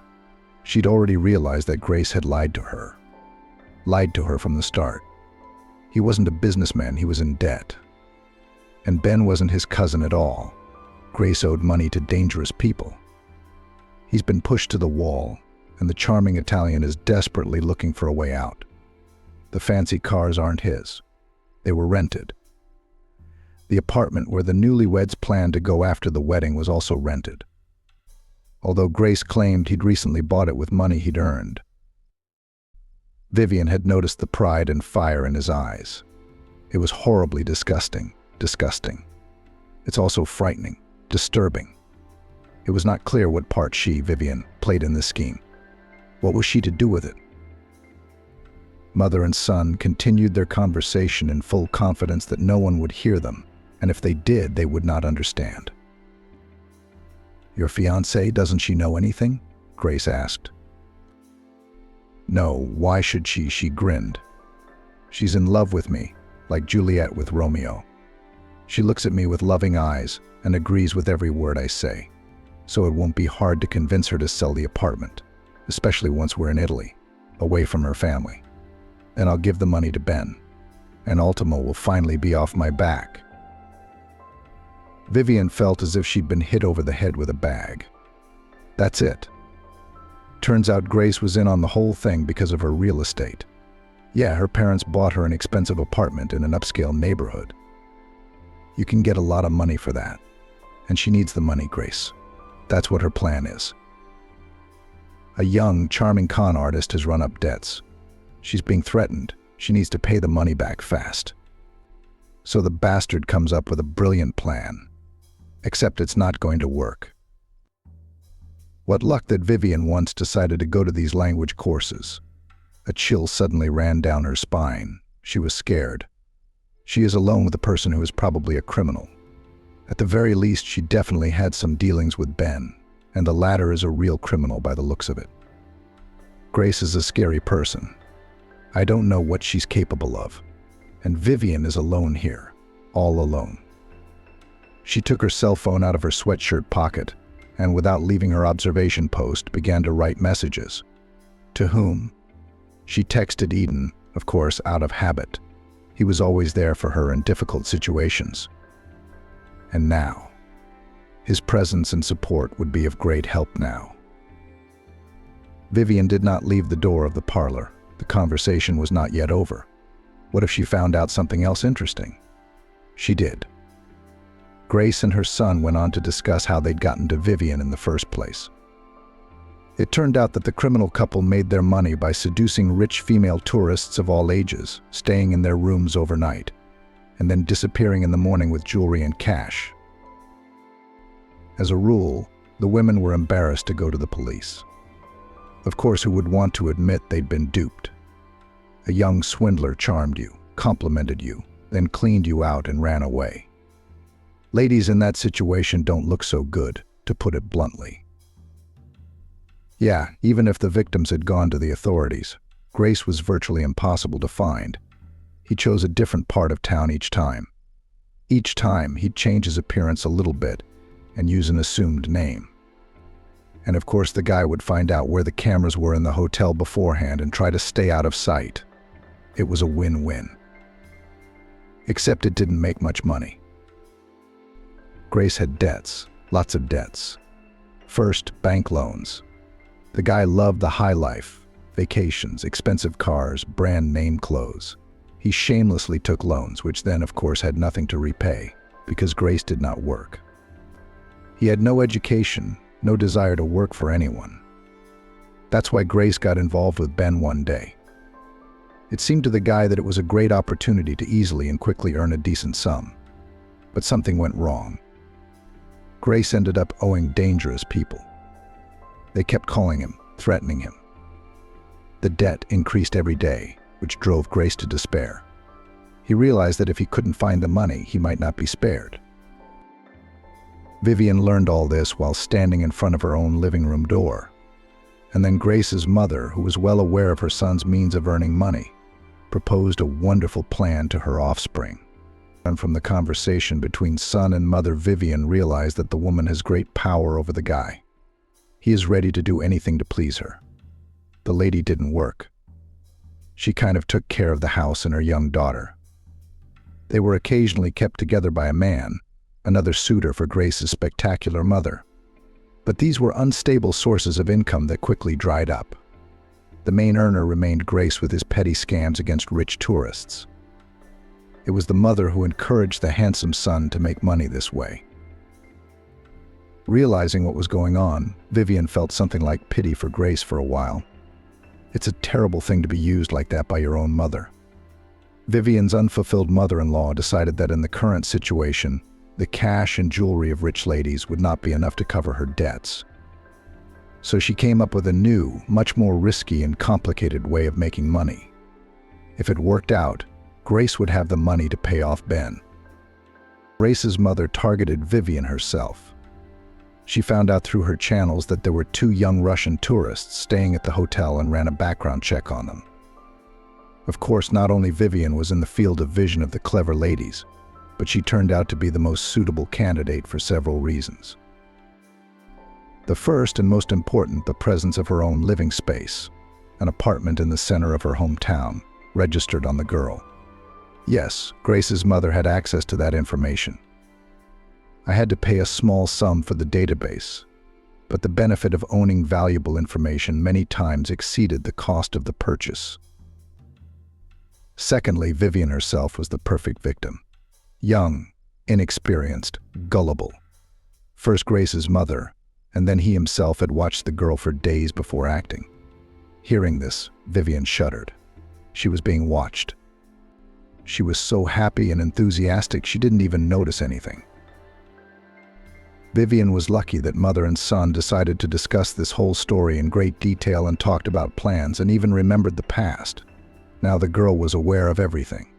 Further, the conversation between Grace and his mother turned to everyday topics. The weather, the health of some common relatives, the mischief of the groom's little sister Vivian. They made no further mention of their victim, but Vivian already knew all she needed to know. The girl returned to the kitchen and sank powerlessly into a padded chair. Her rose-colored glasses had just shattered with a crash and clink, and as it always happens, with the glasses inward, she was in pain, unbearably hurt that the beautiful fairy tale and unearthly love had all turned out to be just a deception. And Grace wasn't the perfect prince on a white horse, but a con man. He has no feelings for Vivian, only pure calculation. According to Grace and his mother's plan, Vivian was to be the wife of the con man. Together they would go to another country, live in a rented apartment, which Vivian would consider Grace's property for the time being. Then the young husband would ask her to sell the apartment, and Vivian would agree.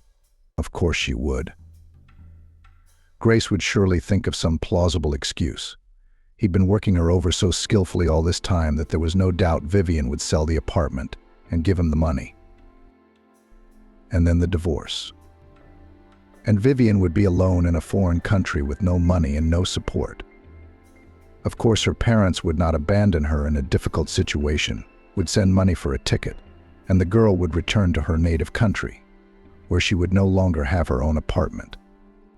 Even to imagine such an outcome is scary. In Grace, he would have gotten away with it, because legally he did nothing wrong. Vivian would have sold the apartment herself and handled the money herself, giving it to her spouse as she saw fit. There is no crime. It doesn't seem to exist in this situation. What kind of cunning plan? But Vivian did figure it out. She decided to wait until Ben arrived, to whom she'd written a couple of messages. Until then, she would do nothing. Who knew how Grace would behave when she realized that his plan had failed? I mean, this was a long-term project for the con man. The guy invested a lot of time, effort and money to impress Vivian and create the image of a rich groom. The con man had to go to a lot of expense. Oh, he's going to be pissed. It would be better if Vivian wasn't alone at the moment of exposure. But the girl did not hold back. After speaking to her mother, Grace entered the kitchen with a fond smile on her lips. Now she seemed to Vivian unpleasant and insincere. But only half an hour ago she had been admiring the dimples on her lover's cheeks, which appear when he smiles, admiring and feeling happy and loved. "Shall I help you, my love?" Grace asked, pushing Vivian away from the sink where she was washing plates. "I'm getting used to the royal life. In my house you won't be doing kitchen duties, dishes, washing, or laundry." Here Vivian couldn't take it anymore.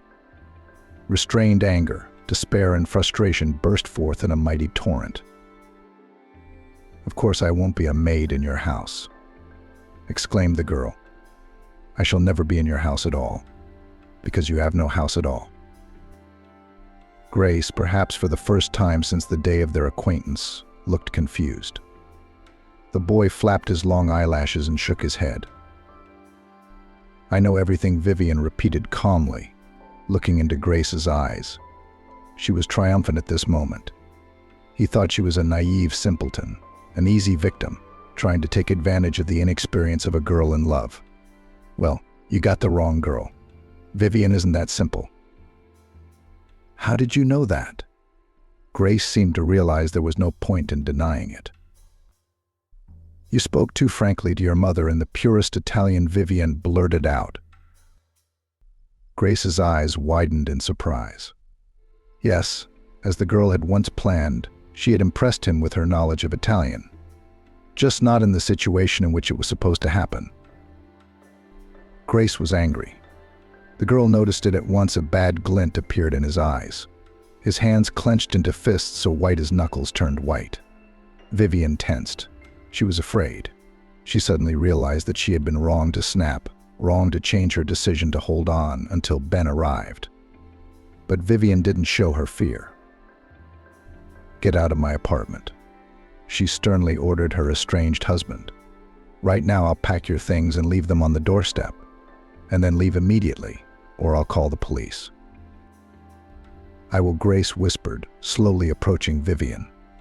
She instinctively retreated to the windowsill, Like a frightened bird, she wondered what he could do to her in her condition. He was obviously up to something evil.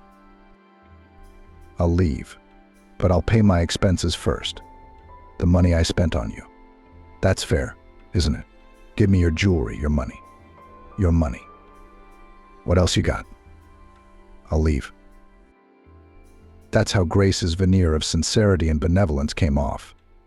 Now Vivian was faced with a greedy and unpleasant man, a fraud, a cheat, a deceiver who might even be capable of physically harming her. How frightful. "I don't have any jewelry," she whispered. Her fervor had worn off. Now she felt only horror in the face of the all-consuming danger that would rob her of her will and paralyze her. Grace rushed into the rooms, smashing and breaking everything in his path. Vivian could hear him slamming closet doors, searching for something to sell. The boy was desperate. In such a state, a man, especially a man like Grace, could do anything. Vivian tried to leave the apartment, but Grace pushed her away from the door and shouted at her so much that she immediately realized that the next time she went out like that could have serious consequences. Vivian sat in the kitchen with her arms around her head, listening to Grace ransacking her apartment. And then Ben showed up. Vivian had always been excited to see her friend. But now it was something special. The girl felt like a mountain had been lifted off her shoulders. Ben quickly assessed the situation. When he noticed Vivian huddled in the corner of the kitchen, he became furious. Cussing and fighting sounds came to the girl's ears. "Get out of here." Ben literally threw Grace out of the apartment and then dialed the police. He spoke loudly and clearly so that Grace, who kept banging on the closed door, could make out every word. Then Ben rushed to Vivian, put his arms around her. The girl clung to him. She was shivering. Tears were streaming down her cheeks. So many events, so many emotions. Ben stroked her back, her hair, her shoulders, said something soothing and affectionate, nodding his words, not asking unnecessary questions. Realized that the girl was in the wrong state of mind right now. A few months passed. Grace returned to Italy.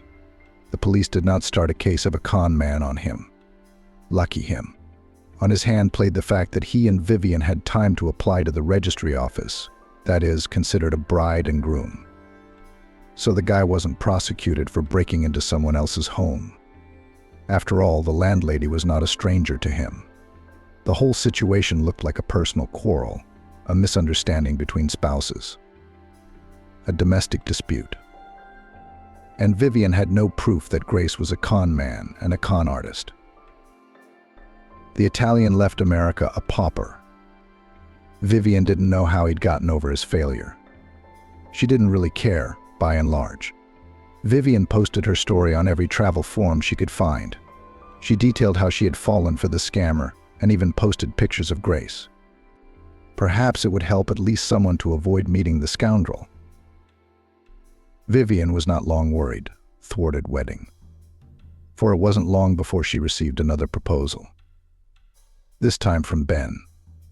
Then, that terrible evening, sitting on the kitchen floor, the young people frankly talked. It turned out that Ben had been in love with Vivian since childhood and therefore was very jealous of her overseas fiancé. And then when he met Grace in person, he was the only one of the company who was not affected by the foreigner's charms. "I mean, you were in love with me?" Vivian stared at the boy. The surprise that followed this confession, for the time being, even overshadowed the emotion of Grace's disclosure. "I was your secret admirer, and you thought of me only as a girlfriend." "You've said that many times yourself," Ben smiled. "All I had to do was watch your many affairs from the sidelines and wish desperately that I could be one of those guys someday." "What fools we were," Vivian laughed. "Thanks to that Grace of yours. He really is an angel, isn't he? It's thanks to him that we've finally gotten it all straightened out. I've had a crush on you since first grade. But I didn't think I'd be attracted to you as a guy. That's why I became your friend. So I could at least be there for you, keep you safe." Anyway, Vivian was getting ready to get married again, only with a completely different man. This time she had no doubts or worries. Everything was going right now.